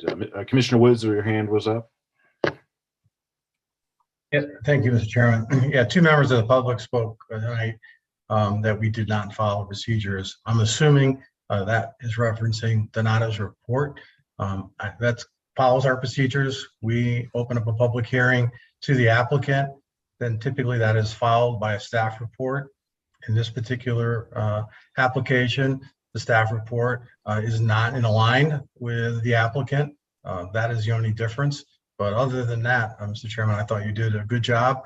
And as always, follow the procedures as laid out in this commission. And I applaud you for that. Thank you. And then the other thing I would like to address, I meant to do this earlier, and I was trying not to belabor it, but it's probably more of a comment, and a question rolled into one, and it would go to the planner. There's been a couple times that I heard tonight that the original writers of our document, meaning our planning and zoning regulations. I believe I've served on this board now going on 7 years, and been involved in town for almost 25 years. serving at one capacity or another as a volunteer. And specifically to our zoning regulations, they are evolving and ever evolving. So there is no document that is stood hard and true or language in here. It is all open to change. As the town changes, we change with it. And I think this commission has done a really good job over the last several years, and I'm actually quite proud to serve on it. That's it, Mr. Chairman. Thank you. Thank you, Commissioner Woods. I will open up to Commissioner Haggerty. He had his hand up. Thank you, Mr. Chairman. At the risk of beating a dead horse here, I have a question to the planner. These zoning text amendments are generally speaking, and for the town, I believe the answer is yes. These are generally speaking for the town and not for any specific application. If that's correct. Can you clarify that, please? These are for all of PD zones, right? This is not for any specific application that we're talking. Yeah. All right. Yes, absolutely. This applies to the entire PD zone. And as a commission, when you're thinking about any zoning regulation amendment, the zoning regulation amendments are not intended to be a variance application or an application for a site development proposal or site development opposition. They're intended to apply to the entire district. Okay. So you're changing rules for the whole, half a town. Hold it. I got that. Just wanted to be absolutely crystal clear on that. And the follow-up is that even if we were to accept these amendments as written, it does not affect the Culver Street development in any way. Is that true? That is true, yes. Okay. All I need. Thank you. Thank you, Commissioner Haggerty, and thank you, Town Planner Renata. With that said, if there's no objection, can we get a motion to close public hearing petition 05-22 and move to old business for action tonight? I see one Commissioner Woods' hand is up. Please, you have the floor. Yes, Mr. Chairman, I was going to make that motion that we close petition 05-22 and move it to old business for possible action this evening. Thank you, Commissioner Woods. And with a motion, do I have a second? Seconded by Haggerty. Haggerty has the second. Thank you very much. At this time, I would like to, let me just get my paper. I've got a lot of paper on my desk, which normally I don't have. I would like to bring back Chairman Payne to get back in so we can move on in our agenda, and I will reseat Chairman Payne and have Commissioner Gill unseated. Any objection? Commissioner Clappy, do we need to do a roll call vote to officially close? Yeah, that would be good. That would be really good. I apologize for that. Thank you Making sure we're follow the procedure. I got a little ahead of myself. Yep. Hold on one second. Let me just scroll my screen down. Noreen, if I could get a roll call vote on that motion and second from Haggerty on Sure. regards to petition 05-22. Okay, Commissioner Droz. Commissioner Droz. No. Commissioner Haggerty. Yes. Commissioner Havens. Yes. Commissioner Linares. Yes. Commissioner Trister. Yes. Commissioner Gill. Yes. Chairman Claffey. Yes. Okay. I'm not positive on Commissioner Droz's vote. I'm sorry. Let me ask Commissioner Rhodes. I thought I heard you. I'm sorry, Commissioner Droz, you do not vote on this. You are not. Sorry about that. I was a little startled that I was brought up. Sorry I'm about that. Oh. My confusion, and I apologize. Okay, So I think, Noreen, you tell me if I'm wrong, remove his vote. Yes. no, yeah, no, he should not have voted. Yes, correct. But Okay, so you have a unanimous vote. Forgetting Commissioner Woods. Commissioner Woods, we Oh, always. I'm sorry. Commissioner Okay, Woods, I'm a yes. So now you have a unanimous vote. you have a unanimous vote, yes. With that said, sorry, I got ahead of myself on that, but I will now reseat Chairman Payne and unseat Commissioner Gill. Thank you, Vice Chairman Claffey. I appreciate it. Our next petition is petition 0922, and I would ask Commissioner Lenars if you could read that into the record. I would appreciate it. Absolutely. Petition 09-22, special permit, section 3.15.3 to allow a restaurant in the B-BT zone at 85 Kitts Lane. Applicant contact and owner Dale Hume-Ramai. Thank you very much. Is the applicant available?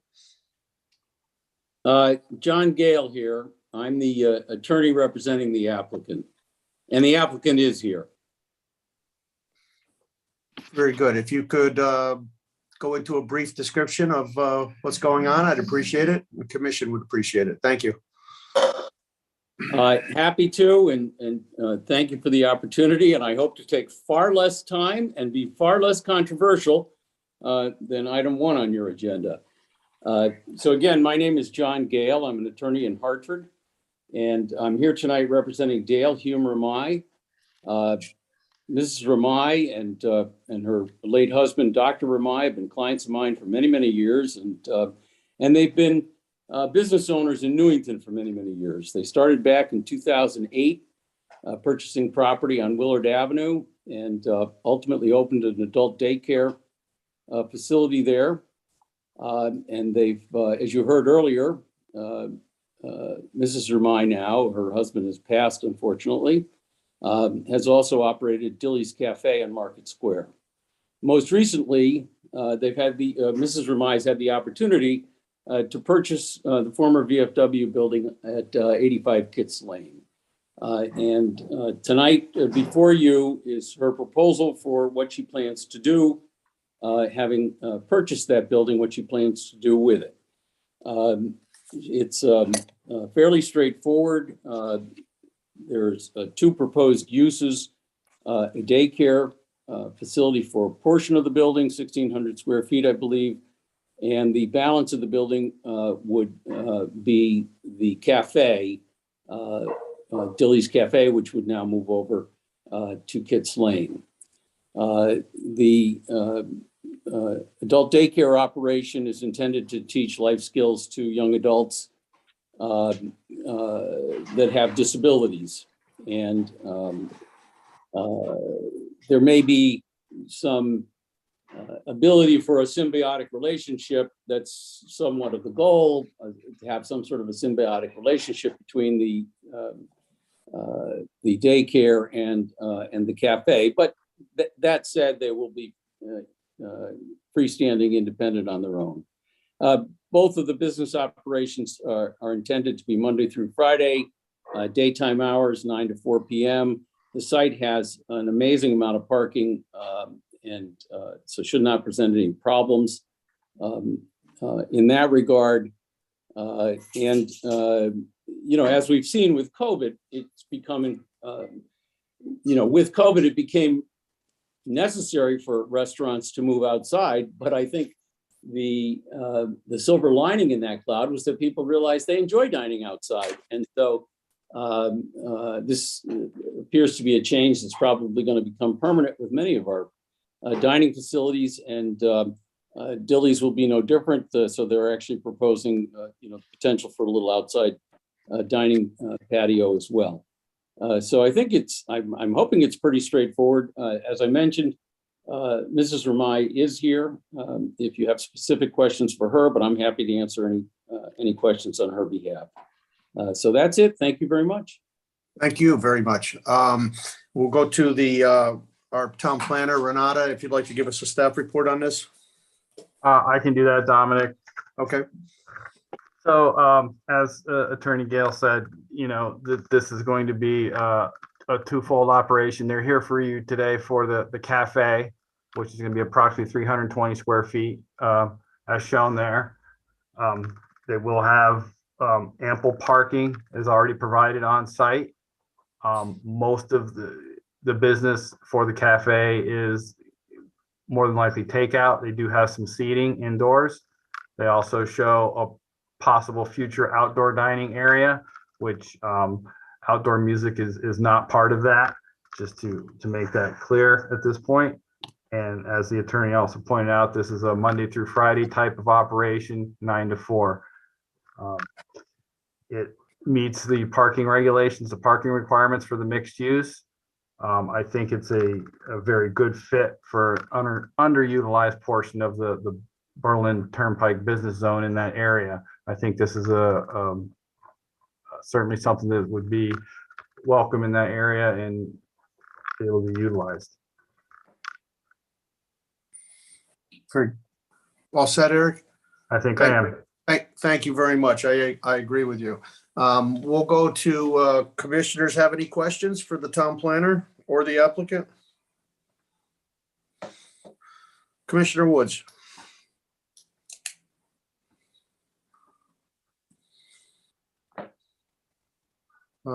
Commissioner Woods, do you have any questions or? Sorry. Okay. I'm sorry about that. That's I okay. see that the cafe has got 320 square feet, but are we not counting the kitchen area and the bathrooms into square footage and the hallway? That doesn't get counted? I'm just trying to figure out how. For parking count, they only count the dining area for the parking count. I believe that's correct. Is that correct, Eric? Yes, it's supposed to be the dining area open to the public. Correct. Okay, so it's just a 320. Okay, and then what's the space being utilized for? I guess would be to the south of the dining area, in front of the kitchen. No, not the adult daycare.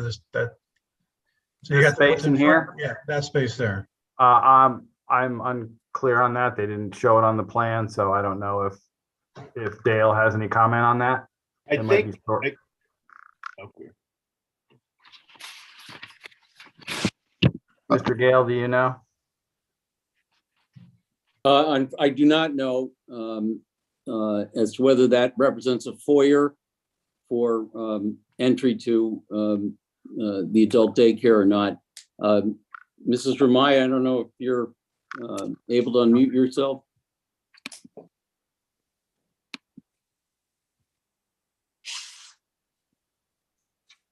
Dominic. 1 second, Commissioner Claffey. While we're waiting for that dotted line is an exit calculation dot that for a distance to those exits. That's what that dotted line is. It shows that the farthest point is within a 75 foot. It's probably something to do with the fire marshal and the sprinkled building. Yeah, but I think they were just wondering what that space was going to be used for right there. Yeah, correct. I believe that is the question.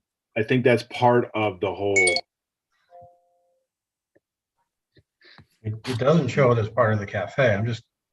No, but if you look at the dotted line, it's like they take a point, the farthest point, and they center it off the exit from things, and it gives them like I bet you that's a 75 foot length. Yeah, but it's got nothing to do with my question. I'm not questioning the line. I'm questioning the space. Okay. John. Hi, can you hear me? If I may, as the applicant. Yeah, I heard her briefly. I heard Dale. Yeah, I'm here. Okay. Hi. Hi, how are you? It's a part of it's a portion of the daycare. So what you're looking at, it's a portion of the daycare. So the daycare actually, it comes from here and go all the way over. Okay. Yeah. Thank you for clearing that up. I appreciate it. You're welcome. Is there any other questions, Commissioner Woods? No, that's it, Mr. Chairman. Thank you. Okay, thank you. Any other questions for the other commissioners?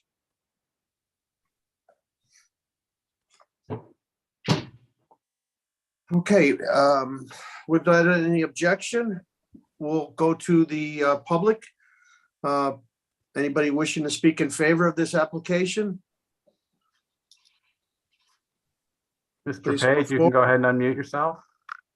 Okay, thank you, and thank you for your patience. I wasn't clear on the rules of public participation at the beginning, so thank you. No Chairman. problem. No problem, And- Mr. Page. And I'm Mitch Page. I live at 46 Olive Street. I have a small business at 39 Market Square. And I've had the pleasure to know Dale and her family, the owners of Dilly's, for a few years, and enjoyed their wonderful foods and the wonderful way that they run their business. And I just am calling in favor and full support of this move to Kits Lane. I think it's good for Newington. I think it would be a great opportunity. If you haven't eaten there, I encourage you to. They make some great food. And I think it's a win-win. And so that's all I wanted to say. And I appreciate your efforts on this project, and I look forward to it being successful. Thank you. Thank you very much. Anybody else wishing to speak in favor of this application? Please raise your hand. Anybody else wishing to speak in favor? Anybody wishing to speak in opposition? Is there anyone wishing to speak in opposition? No one has their hand raised, Mr. Chairman. Okay. Attorney Gale, do you have anything else that you'd like to add? No, nothing else for our part. Thank you very much. Okay, thank you. Well, if there's no objection, I'll entertain a motion to close petition 0922 and move to old business. So moved. Motion made by Commissioner Trista. Do I have a second? Second. Seconded by Commissioner Vice Chairman Claffey. Any discussion? And will, Noreen, could you do a roll call vote, please? Yep.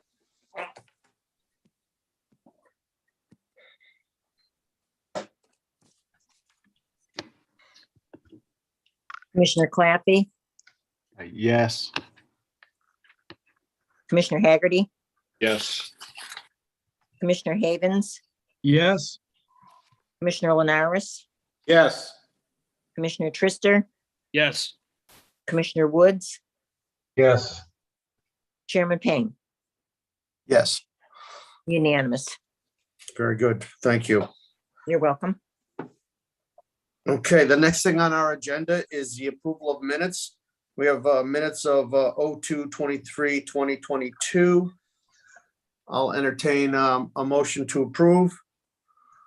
So moved, Mr. Chairman. Motion made by Commissioner Woods. Do I have a second? Seconded by Haggerty. Thank you, Commissioner Haggerty. We have a second by Commissioner Haggerty. On the floor, do we have any corrections in the minutes by anybody? Any corrections or? Commissioner Trista, go right ahead. Yeah, just a quick clarification. In the minutes, they have my last name spelled incorrectly. It's instead of, they have my first name and my last name spelled incorrectly. It's spelled, it should be spelled, the first name should be spelled JONATHAN, and the last name should be spelled TRISTER. Very good. Thank you, Commissioner, and we'll have Noreen make those corrections. Absolutely. Thank you. Any other corrections? All those in favor? Aye. Aye. Aye. Opposed? Opposed. Motion carries unanimously. We are in new business now, and we have the next petition under new business is petition 14-22, site plan modifications at 187 Costello Road. Applicant and owner 187 Costello Road LLC. Contact James Cassidy, PE. Is the applicant representative available, please? Yes, for the record, my name is Jim Cassidy, professional engineer and principal with the Perma House, Pearson Cassidy, located at 630 Main Street in Cromwell. I'm here tonight representing 87 Costello Road LLC. What we are here for tonight is requesting a modification to the site plan that was approved for the development of their property located at 187 Costello Road. We were before you in May of 2021 for the approval of a contractor's building and storage yard, which such time the development has occurred. The building has been installed, the parking lot has been paved, and the stone storage yard has been installed also. As part of that approval, we had at that point agreed to install a buffer along Costello Road.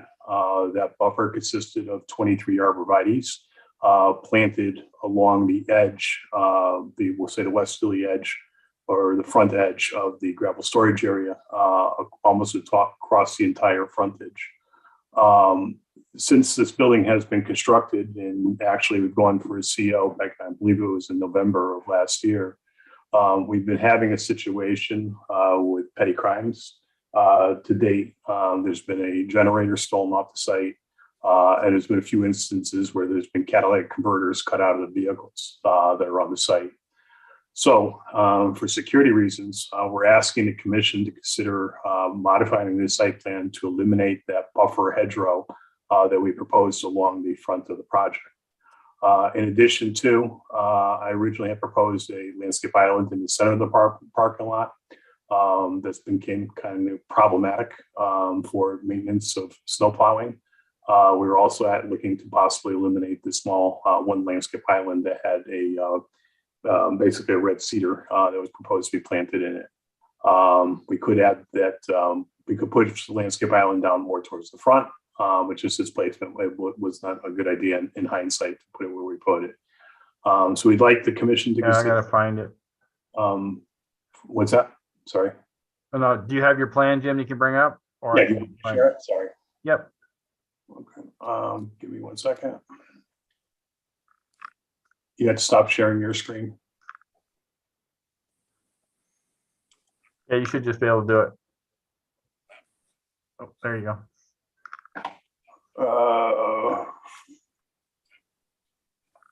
Let me do a new share. We can see it. Yeah, for some reason it's giving me the wrong screen. Can you see that screen? Yeah, that's the AutoCAD screen, but yes.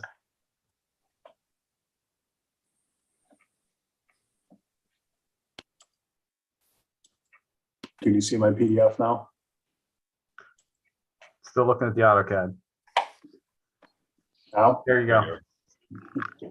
Sorry, I had another project going here. Okay, so this is a copy of the landscape plan that was submitted as part of the application. To the left is Costello Road. The brown rectangle is the new contractor's building that was installed. The gray area is the new parking area and access drive to the building on the north or upper side where the parking spaces, parking area that I was referring to. The dotted area to the back or to the bottom is the gravel storage area that we're proposing. Along the frontage, we have two retention basins. The property graded basically from the right or the east side in a westerly direction to these detention basins. Along the upperly edge of the detention basins or along the edge of the gravel storage area, we have proposed to put 17 arborvitaes here at a planting height of about 6 feet, in addition to an additional 7 or an additional 6 over here for a total of 23.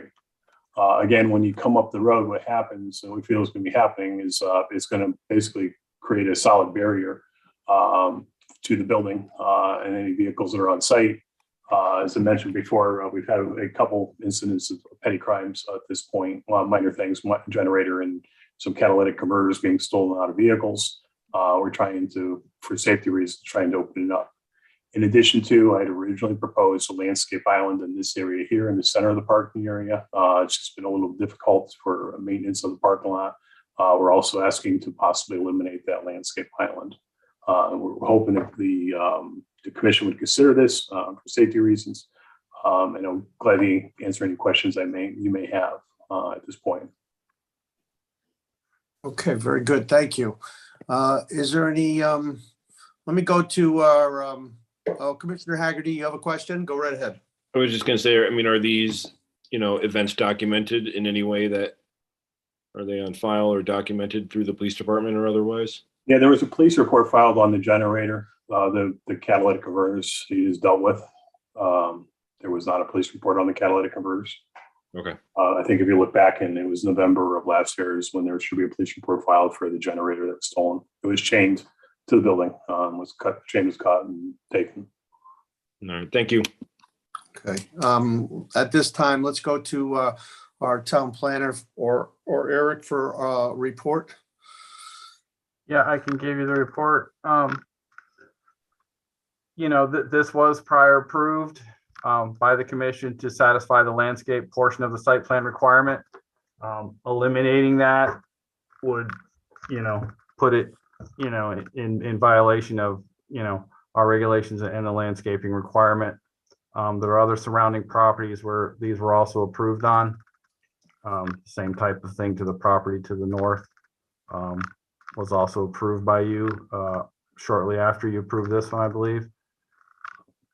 So at this point, we don't support the modification to completely eliminate the buffer. Okay, thank you, Eric. Any commissioners have any questions? Commissioner Claffey, go right ahead. Thank you. I mean, my one, I'm not, I have a question for the applicant. Is there a way, you know, I view this building kind of as I view the Firestone on Berlin Turnpike, and they don't have they have a slight difference in elevation of their parking lot to the Berlin Turnpike view. And they planted some, I think they were at the time, and correct me, I'm not the plant expert, but I think they were like some box hollies or something. Is there another plant material that we can have planted that, you know, with proper trimming stays at a 2 or 3 foot height to give the buffer, the greenery, etc.?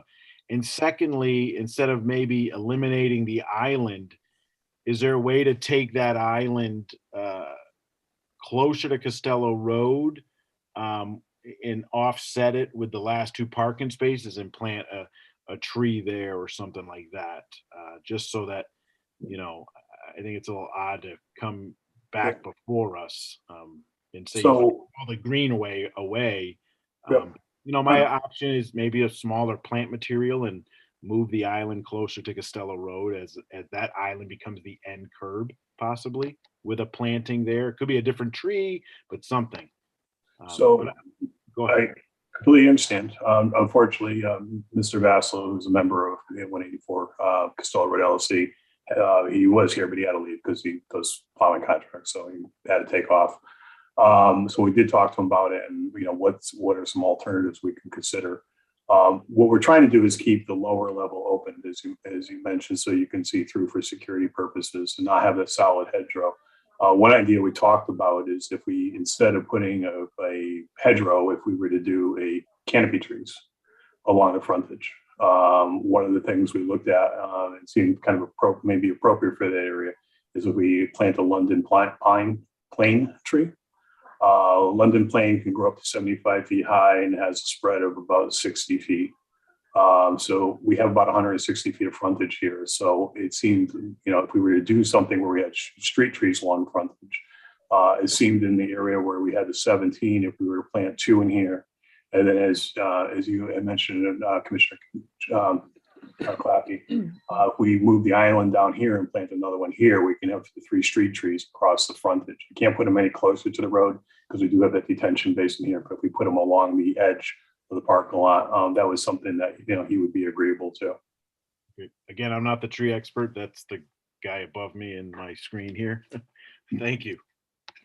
Thank you, Vice Chairman Claffey. Commissioner Woods? Yeah, thank you, Mr. Chairman. I was going to suggest that they swap out the arborvitae for an inkberry, which could be maintained at somewhere around 3 feet height. Doesn't sound like the applicant is willing to do that, but I don't know. I don't know if I want to give up that. I think that's a pretty good compromise. If they eliminate the island in the center, that's not a big deal to me. I think they could do that tree if they want to put another tree out towards that retention area. They could get one in the corner. But I think if they went in with some lower shrubs, whether they're inkberry or another type like that, and then security cameras, I mean, that's going to solve their problem. Thank you, Commissioner Woods. Is there any other questions? Any other questions? I think if I'm not mistaken, the island that's on the parking lot is one of our requirements for green space within the parking lot. So by moving it to the end, we don't have that, we don't meet the requirement. And maybe Renata, you could fill me in on whether or not that's accurate or not.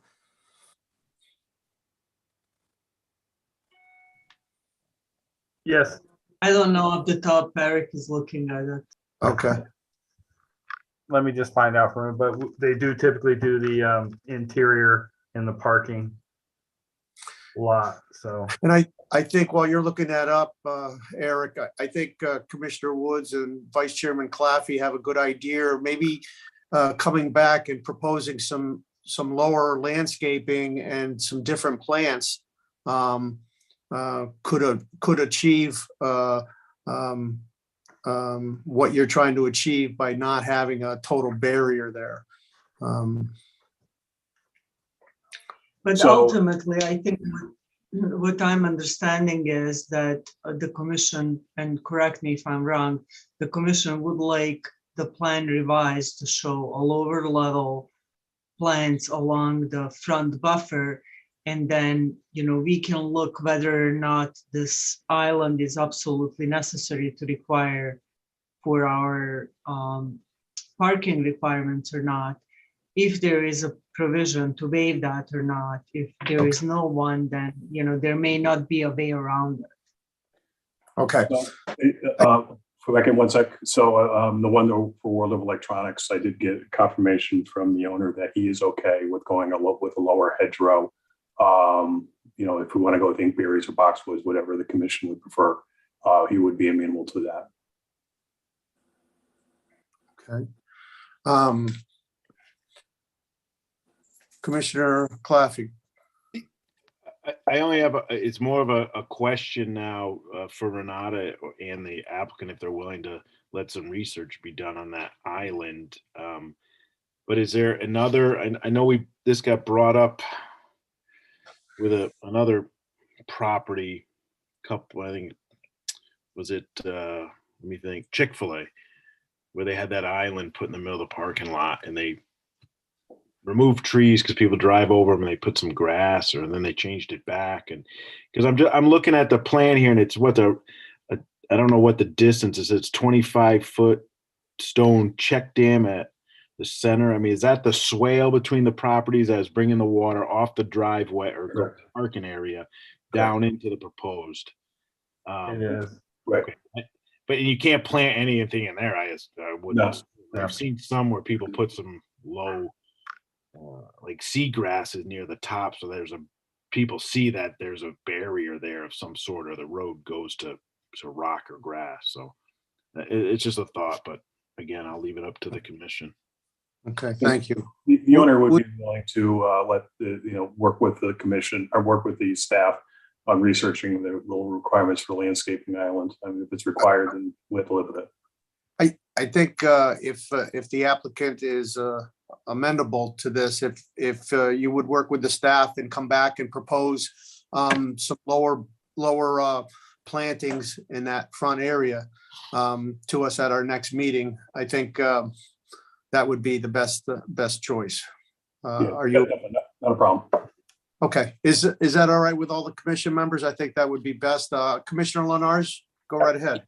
Just one quick question. I don't want to confuse the matters because I'm not a big tree guy, but the applicant has suggested another alternative instead of the arborvitaes, as opposed to the lower ones or the 6 feet ones that were talked about earlier, but the canopy ones. Would that be okay with staff or the greenery aspect of the proposal, just to give them another option in terms of what to plant there?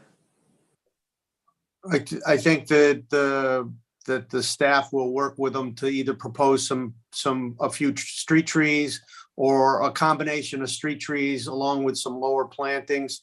And then they're going to look into that island on whether or not it's required or not. Hopefully that answers the question. Well, the island aside, I'm just talking about the trees that were proposed in the building. It sounded like the petitioner was trying to avoid anything on the ground at all to block the viewing of the buildings. So if they went with those other trees that were canopy type trees also providing some greenery. I don't know if that would be better for them or not, just a suggestion. Yeah, I think maybe the street trees with a combination of some lower plants.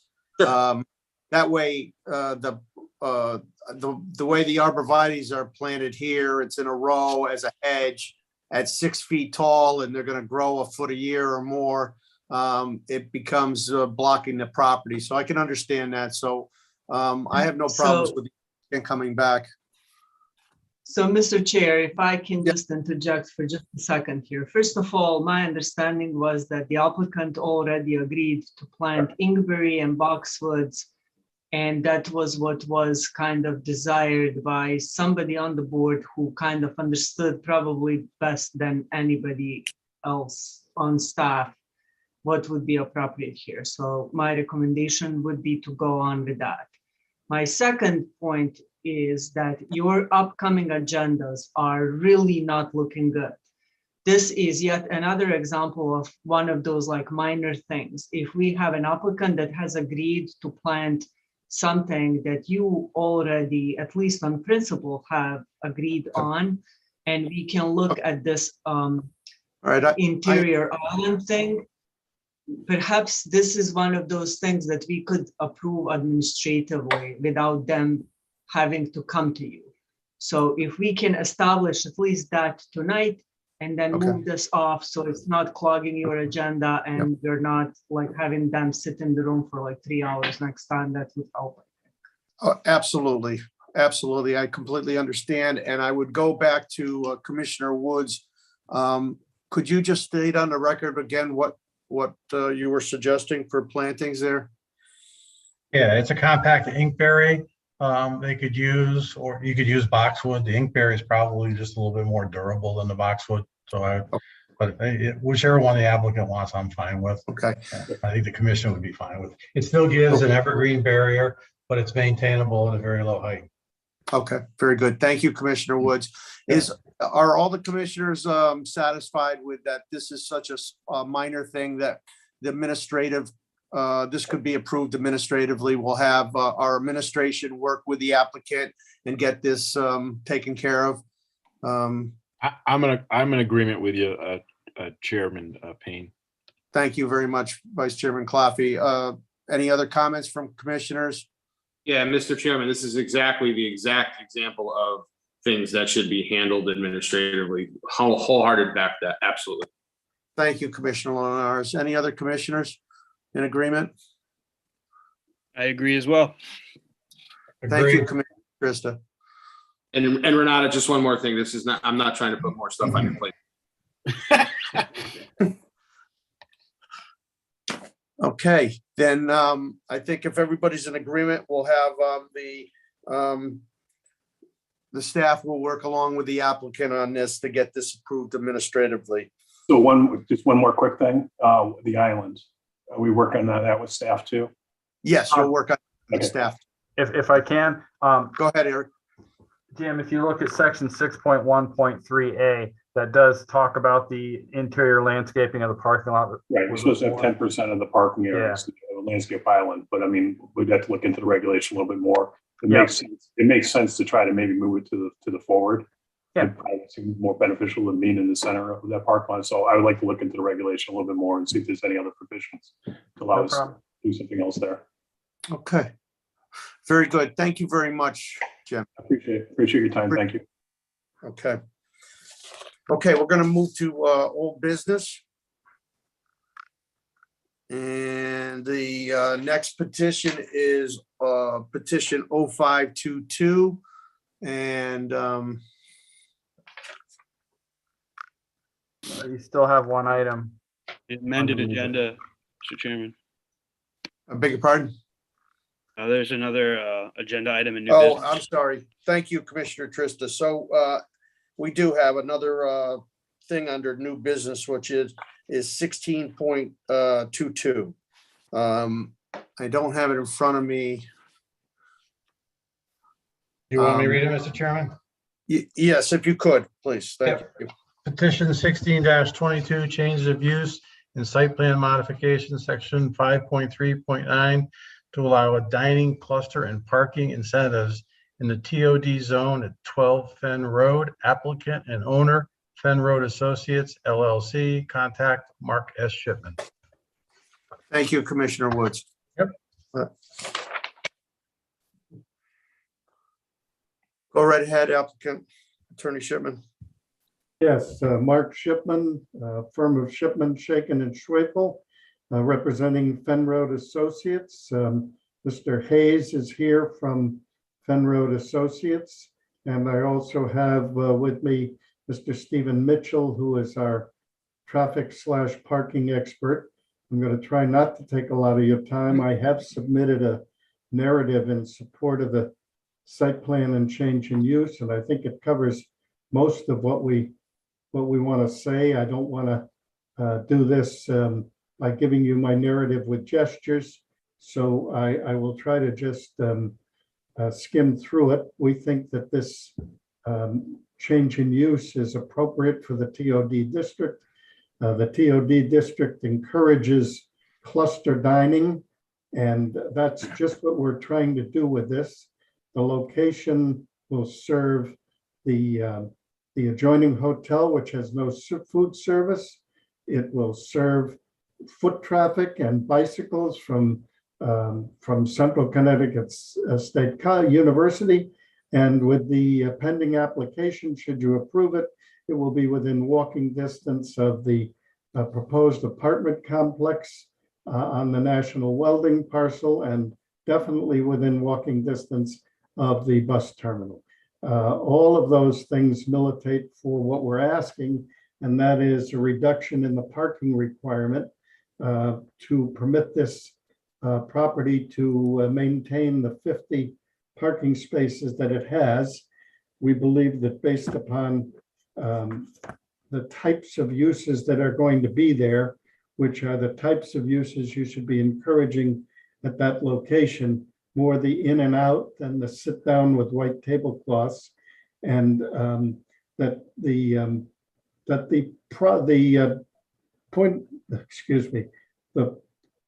plan of conservation and development and your zoning ordinance encourages incentives for parking in this district. You have a report from Mr. Mitchell, who is here. I don't think it's necessary to go into detail in the report, but he is here.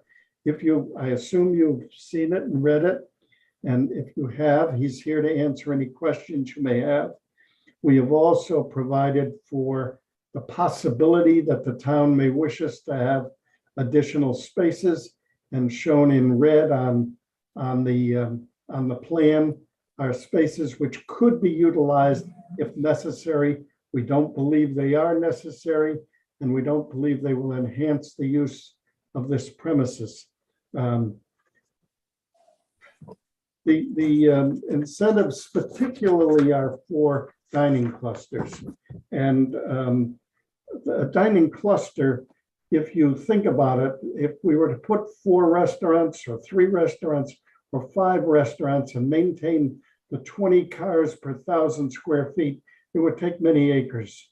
It would make a development of this type of restaurant in series or in a cluster almost impossible.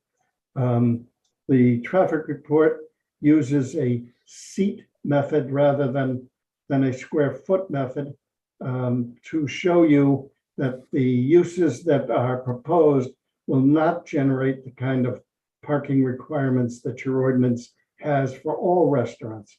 There is a definite distinction between this kind of restaurant and, for instance, a Bertucci's on the Berlin Turnpike with a lot of seats. This is also likely to be in and out, very transient, and it suits the uses for the site. There's one drive-through which you've already approved. None of the other restaurants will have that. And the square footage in each, when you get to computing it, at approximately 45% public space for the units is more in the area of 600-700 square feet, which is unlikely to generate much table space. All in all, I don't want to take more of your time. Both the applicant and Mr. Mitchell are here to answer your questions. Other than our request to maintain the site as it is, there are no other changes to the physical site plan. If you have any questions, either myself or the applicant or Mr. Mitchell, we're happy to answer. Very good. Thank you very much, Attorney Shipman. Appreciate it. I think I'm very pleased that we're filling up the whole building. And I think as you reference the TOD area, all these restaurants is very suitable for that area. And at this time, I'm going to go to our planner for a report on this before I go to commission members. Renata or Eric? Sure. So I'll actually do a report on this. So a couple of things I want to point out. So first of all, with this application, I want you to think in terms of TOD. So TOD is intended to be an area that is accessible to pedestrians and predominantly meant for pedestrian access, pedestrian circulation, pedestrian friendly kind of area. So this is a place that was approved originally for a sort of uncategorized retail / service / restaurant space. It turns out that they ended up renting this or will be renting it in the future to just combination of bunch of restaurants, which is why they're coming for this dining cluster. But the way our regulations are set, the parking requirements for restaurants are higher than they are for the retail or general service area, which is why they're now seeking this TOD incentive. That being said, however, this can convert later, the tenants can change. So this can go to something else in the future. So with that in mind, the next point that I want to make is when you're thinking about that, also think about how parking, in particular in this kind of situation, is really a management matter for the property owner. The property owner has an invested interest in managing its own parking and its own tenancy. So they carefully manage who they lease their spaces to, and they keep in mind their parking calculations as well. So they submitted this plan. Right now, they provide sufficient amount of parking. I have no hesitation to believe that in future, they will not be able to provide sufficient parking for future uses as well, because again, it's a management matter. They can provide some additional parking out of all the spaces that are provided on this map. We do have some concerns with the 6 spaces that Eric is showing on your screen, because they are to be accessed from the drive-through lane.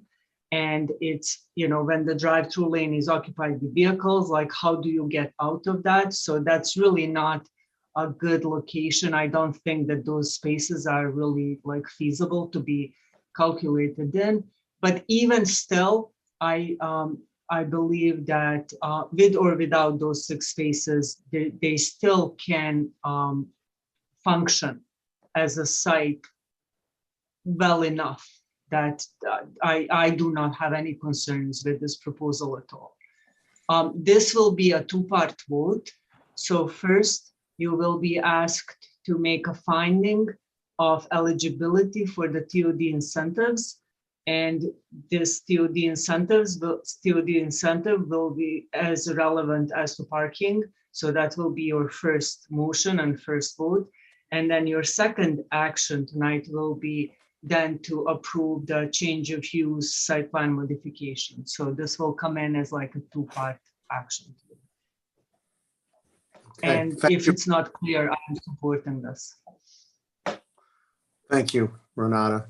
Is there any questions for Renata from the commission members?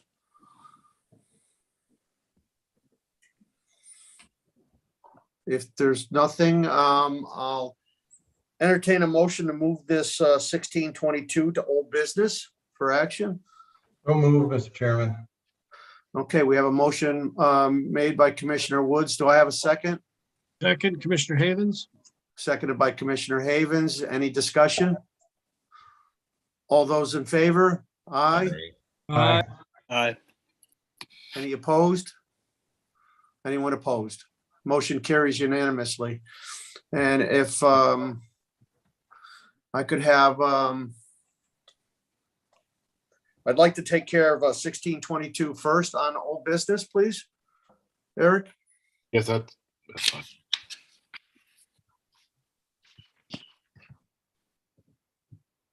Is, We also have the other special permit application under old business.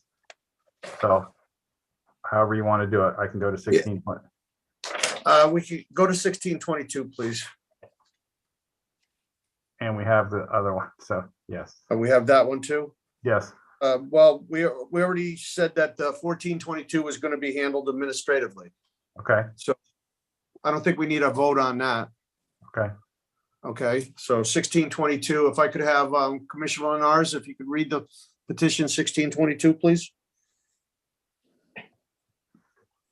Petition 1622, change of use and site plan modification, section 5.3.9 to allow a dining cluster and parking incentives in the TPD zone at 12 Fen Road. Applicant and owner Fen Road Associates LLC. Contact Mark S. Shipman. Approved. Move to approve the parking incentives at 12 Fen Road. Reasons for the approval. The approval is consistent with the requested parking incentives in section 3.19.A.4 of the regulations. Thank you, Commissioner Lenars. So we have a motion from Commissioner Lenars on petition 1622. Do I have a second? Second, Mr. Chairman. Seconded by Commissioner Woods. Any discussion? Noreen, could you do a roll call vote, please? Sure. Commissioner Claffey, Yes. Commissioner Haggerty, Yes. Commissioner Havens, Yes. Commissioner Linares, Yes. Commissioner Trister, Yes. Commissioner Woods, Yes. Chairman Payne, Yes, unanimous. thank you, Noreen. You're welcome. I think we have one more, Eric, on 1622, you said. Yes, And- here it is. And if I could just make the verbal correction, that's supposed to be TOD zone. I will correct it when we publish. In the TOD zone, okay. Commissioner Havens, if you could read 1622 here. Certainly, Mr. Chairman. Thank you. Petition 16-22, change of use and site plan modification, section 5.3.9 to allow a dining cluster and parking incentives in the TOD zone at 12 Fen Road. Applicant and owner, Fed Road Associates LLC. Contact Mark S. Shipman. Approve. Move to approve the change of use to a dining cluster at 12 Fen Road. Reason for the approval. The proposal is consistent with section 5.3 of the regulations. Very good. Thank you, Commissioner Havens. We have a motion. Do I have a second? Second. Second by Commissioner Trista. Any comments? Noreen, could you do a roll call vote, please? Sure. Commissioner Claffey, Yes. Commissioner Haggerty, Yes. Commissioner Havens, Yes. Commissioner Linares, Yes. Commissioner Trister, Yes. Commissioner Woods, Yes. Chairman Payne, Yes, unanimous. very good. Thank you very much. You're welcome. Okay, and Eric, if we could go to 1422,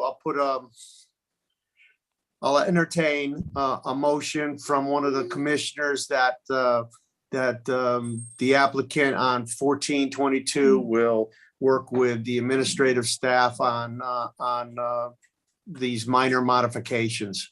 Make a motion that petition 14-22, the owner at 187 Costello Road work administratively with the town planning and zoning office. Thank you, Vice Chairman Claffey. Do I have a second? Seconded by Haggerty. Thank you, Commissioner Haggerty, seconded by Commissioner Haggerty. Any discussion? All those in favor? Aye. Aye. Anybody opposed? Anyone opposed? Motion carries unanimously. And our next petition is petition 05. You want to do the other one Sure. first? Yeah, we could do 0922. One of the commissioners like to read this? I can read that. Commissioner Haggerty, go right ahead. Petition 09-22, special permit, section 3.15.3 to allow a restaurant in the BT zone at 85 Kitts Lane. Applicant contact and owner Dale Hume Ramai. Approve. Move to approve the special permit for a restaurant at 85 Kitts Lane. Reason for the approval: as proposed, this application meets the special permit requirements as in section 5.2 of the regulations. Yeah. Okay, thank you, Commissioner Haggerty. Do I have a second? Second, Commissioner Havens. Seconded by Commissioner Havens. Any discussion? Noreen, roll call vote, please. Okay, Commissioner Claffey, Yes. Commissioner Haggerty, Yes. Commissioner Havens, Yes. Commissioner Linares, Yes. Commissioner Trister, Yes. Commissioner Woods, Yes. Chairman Payne, Yes. unanimous. Congratulations to the new business. And the next petition on old business is petition 0522. And I am going to turn the meeting over to Vice Chairman Claffey for this petition. Thank you, Chairman Payne. And we're going to move you out. Excuse the quickness. And I'm going to sit again. Commissioner Gill, who was sitting for Chairman Payne during the earlier part of our meeting in the public hearing section of our meeting. So with that said, I just want to make sure Mr. Gill is, I see him there. All right. Yes, thank you.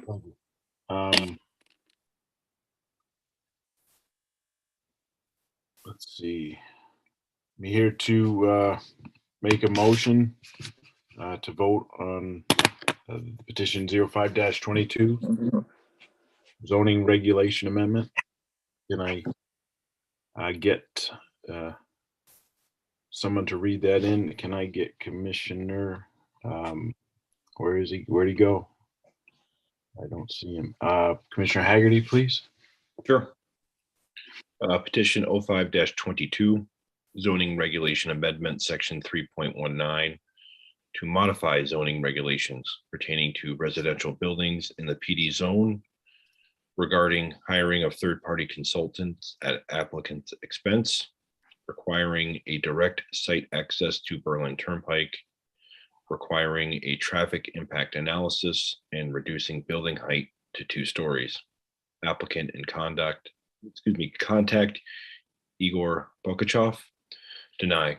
Move to deny the regulation amendments. Reason for the denial: the proposed regulation amendments conflict, number one, conflict with several sections of the town plan of conservation and development, and specifically with chapters 9 and 10. 2, conflict with the town of Newington affordable housing plan. 3, if adopted as proposed, the regulation will create issues with non-conforming uses and structures and impose serious, unnecessary, and targeted hardships upon the residential and other commercial uses in the PD zone. Yes, we have a second. Second. Second by Commissioner Gill. Please stand by. Noreen, if I get a roll call vote. Sure. Thank you. Commissioner Haggerty, No. Or Sorry. Yes, my apologies. My apologies for the confusing. Yes. Okay. Commissioner Linares, Yes. Commissioner Trister, Yes. Commissioner Woods, Yes. Commissioner Gill, Yes. Chairman Claffey. Yes, Unanimous. thank you, Noreen. You're Apologize welcome. for the confusion there, commissioners. That's okay. With that said, I would like to reseat Chairman Payne to finish our meeting and remove Commissioner Gill. Thank you, Commissioner Gill. Thank you, Vice Chairman Claffey. I'll turn it over to Renata for if she has anything to discuss under petitions for public hearing scheduling.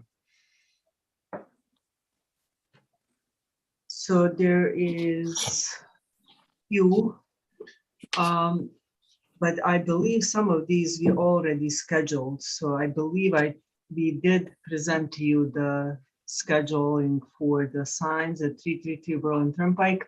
They are proposing 2 freestanding signs on each entrance that's scheduled for the hearing now. We also scheduled already the subdivision at Church Street, so that has been discussed as well. And the only thing that we perhaps haven't scheduled as of yet is there is a proposal for a swim school and a gym at 77 and 93 Payne Road. So that's the only item that I don't believe we have scheduled so far. That's all. Okay. Thank you, Renata, and you'll put those on when appropriate, I'm sure. Yes, well, moving on to my report. Your future agenda is I think 4 pages as of right now. So it's getting long. Coming up meetings are really long and a lot of items on between the Conservation Commission and the Town Planning and Zoning Commission. I do want public to know about this stuff. There is like a lot of things going on. So there is this swim school and the gym. There is a small application for replacement of the sport court at the condo complex at 30 West Hill Road. Then there is the subdivision on Church Street. That subdivision, we have started, they posted signage, so we have started receiving phone calls with regards to that. I believe that is going to be quite interesting to people. So if you start getting questions, I anticipate that people will start getting questions about that. Then coming up, our next meeting is going to have a proposal for the Culver Street development application. That's the controversial development proposal that everybody kind of knows about already, plus this open space subdivision at Church Street, which we already have had some interest in, and Berlin Turnpike signs, which are going to be like nothing deal compared to everything else, I think. And then I think there are a couple of other applications like further on in April. Stam Road has an application for a new building. That's something that we haven't seen yet, and it's kind of far out, so that's coming up as well. So that's that, but it's just busy. It's very, very busy with applications and just development phone calls, like all kinds of stuff is, everything is just, the ground is moving under our feet as we sit here. The other thing that I wanted to report to you is today there was a virtual meeting. So on February 16, we, I don't know if you remember, but there was that Newington Junction zoning audit walk. So that group, Desegregate Connecticut, and the other group, which I keep on forgetting what was the name of it, but they Center for Latino Progress. Yes, thank you, Commissioner Chister. So they held the walk, and then today there was a virtual part of that. So one thing that came up is that they are proposing a bill, and I'm going to email this bill over to all of you tomorrow. It's a House Bill number 5429. It is a proposal to allow the housing developments with the minimum overall average gross density of 15 dwelling units per acre within half-mile radius of any passenger rail commuter, in our case, to fast track and rail station. So I think I'm going to ask you to read this. It's not very long. Actually, the addition to the law is shown on the page 5 of 6. And if you want me to comment to this, the public hearing is on Monday. So if you would like me to submit the testimony on behalf of the Planning Commission for Newington, please let me know. Please let me know by like Friday so that I can write something up by Monday morning. So I'm going to ask you to do that, please. And I think that's all for tonight. Renata, could I ask you a question on that? They're proposing 15 units per acre. Is that what you're saying? So within half a mile radius of a transit stop, they're proposing an average density of 15 units. We don't have to zone everything within that circle. So the way it works is you make a circle that's half a mile radius, and then you calculate the density, and then you segregate, you can separate area that you would like to zone out for multifamily. Once you calculate this density, and then you can put that density in that area. So on the virtual part of the walk, we talked about the industrial area that we are thinking about doing. And now that COVID is actually letting down, we said when I first started, one of the things that we were going to work on was on the Newington Junction project. You know, if we are going to start working on it, people wanted to be part of that conversation, and they wanted it done in person. So, you know, once the workload kind of comes down a little bit and I actually can manage this, you know, and we're starting to look like we're going to be going in person. And that's another thing we should probably talk about, actually, you know, at some point tonight, Mr. Chair. You know, we can designate that density, we can allocate it to those industrial areas that we are talking about. We don't have to necessarily spread that to the sections where we don't think it's a proper. Is that going for? Or you can comment that 15 acres overall is just too much. If you think that. Is that a lower density than we're allowing at the other TOD area? Yeah. Well, but you have to think in an aggregate. So it is lower density. It's much lower density than in our other TOD area.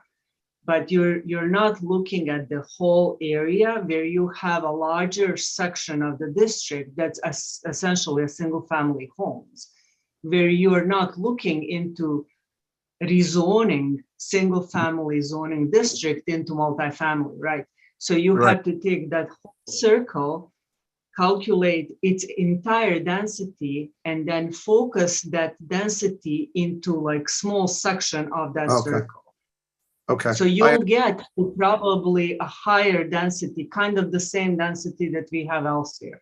I don't have the mathematics of it, but it will be higher than 15 in our case. Okay. Thank you, Renata. I appreciate you clearing that up. Is there any other questions for Renata? If not, you can continue, Renata.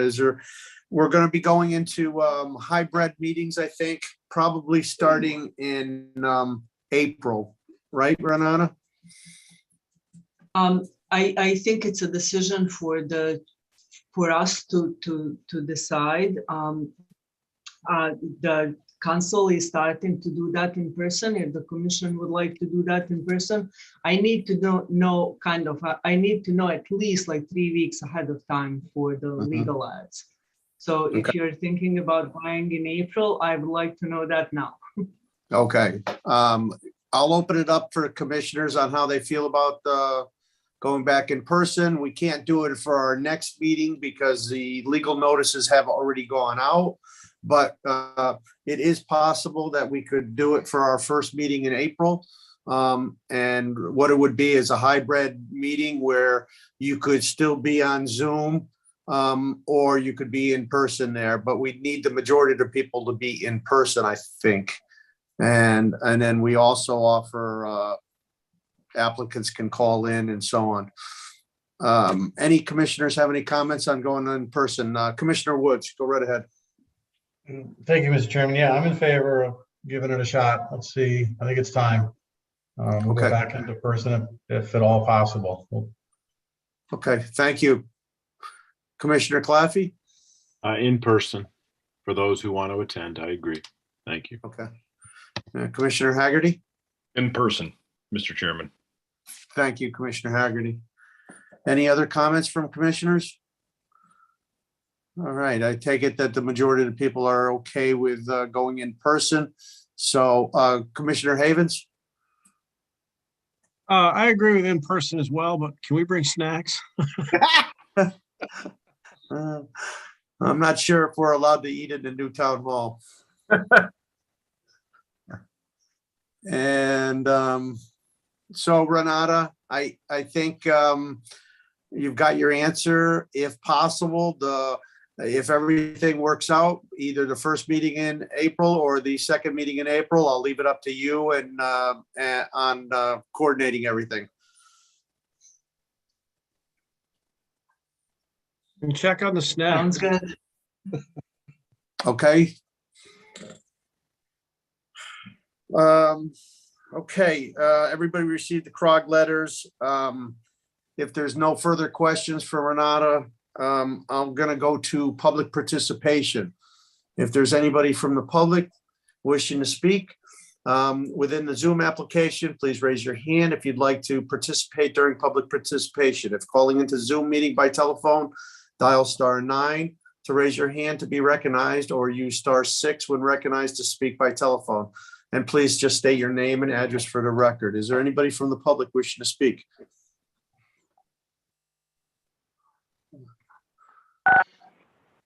And I think that's Rose. Go right ahead, Rose. Hi, Rose Lyons, 46 Elton Drive. I think Renata's keeping an eye on my messages to Dana Havens, asking her how come you're not in person back at the town hall. I think it's great that you're going to go back. I think I'll just sit here in my house and watch you guys. If I do come, I'll bring you some snacks, Garrett, so that you kind of wean you off of being at home and get you back into the scene at town hall. I do, on a serious note, want to ask that you check out the TV screens there when you're making presentations. I hope that the public's going to be able to see what's up on those screens. Just like the last time we asked that they not be flat against the wall. I guess the way the configuration is set up, the screens, the TV screens are flat against the wall, and then there's one in the middle. I found it difficult last night to try and, or the night before, to try and read what was on those screens. But then again, my eyesight's not the greatest. But maybe if you gentlemen and town planner can sit and just kind of look at it yourselves and see if you would want to be sitting in the audience and looking at something that you couldn't see. For now, good night. Be safe out there. Okay, thank you, Rose. And Councilor Pedreco? Yes, I was at the virtual presentation. Gail Pedreco, 21 Isabel Terrace. I was at the virtual presentation today with Renata on the House bill where zoning regulations are going to require within a 10-minute walk or half-mile radius of a TOD center, this change in the density per acre. And it didn't occur to me at the time, but Newington has more than one transit-oriented development site. Now, so when they were talking, let's say, they were talking about Berlin, Windsor, Meriden, whatever, Berlin's got 27 square miles. It's got really one site. Windsor's 31 square miles, one site. Meriden's got 24, square miles. I think just one transit site. Newington is 13 square miles. Basically, we're going to have 3 sites. That to me is basically putting zoning requirements on a substantial part of our town, the west side of town in particular. And Newington's going to be more impacted than I think any other town in terms of size, in terms of visible impact and legislation. We're going to be more impacted than some of these other communities with TOD, simply because we are small and we have 3 sites, because I'm including Cedar Street, to tell you the truth. So I was just wondering, when you're reviewing that legislation, I'm in favor of, I'm actually, the walk that we had around Newington Junction was, a lot of my concerns were assuaged. And it was actually, I think, could be a very good thing. But if we're talking then about expanding this to the 2 other sites, again, I do think that we are going to put ourselves under regulation for a substantial part of the west side of town. So if there could be maybe something, a comment in the legislation that says, you got to look at each town, the number of TOD sites impacted, and also the square miles of town. So maybe that, we can participate, or we can be required to do 1 or 2 sites. But I think it's overly regulated in a town like Newington, where we have 3 sites and very small square miles. Okay, thank you. I think we really only have 2 sites. We have 2 TOD areas right now. We have a busway over on Fen Road, and we have a busway on Newington Junction. And in my opinion, we only have 2. We have nothing on Cedar Street now and nothing in the near future. So until that happens, there's really no discussion on Cedar Street, because nothing is being proposed over there right now. I think it's going to be very important on the Newington Junction that we get public input, and I'm looking forward to getting that. But we've got to provide some development over there for the Newington Junction area, for that busway that is existing there. But I understand your comments, Gail, and we've got to find the right mix, I believe, to move forward. Is there any other public comments? Anybody else wishing to speak in public? I'll ask if there's any comments from the commissioners. I have one. Go ahead, Vice Chairman Claffey. I just want to remind everybody, we did some training earlier in the year. And a lot of people like to get out on Facebook or social media, however you do it. Just as a commission, we have to be very aware of what we might be saying or doing or talking to in town. We do sit on this board. It's very transparent between the commission. And just, someone comes up and asks you something, they're going to take whatever you say and it's going to be used against us someday. I'm going to tell you it's going to happen. Just be very leery. I always say to someone who comes up to me, if they see me out and about, let's say, call the town planner. Let Renata deal with you with your concerns, and she'll bring them to us. I know it's a public area, but I commend the group, and I just hope that we can, as everyone's running to social media, to know what's going on in our town. Just be very leery of what we say out and about. That's all. Thank you. Okay, thank you, Vice Chairman Claffey. Any other comments from commissioners?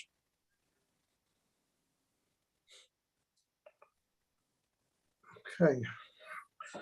Well, hearing none, I want to thank everybody and thank the staff. And I'll entertain a motion to adjourn. So move, Mr. Chairman. Motion to Second. adjourn from Commissioner Woods. Do I have a second? Second, Commissioner Havens. Seconded by Commissioner Havens. All those in favor? Aye. Aye. Opposed? We are adjourned. Thank you, everybody. Thank Good night, you. everyone. Good night, everybody. Everybody. Night, Good night, Thank you, Renata. Dominic. Good night. night.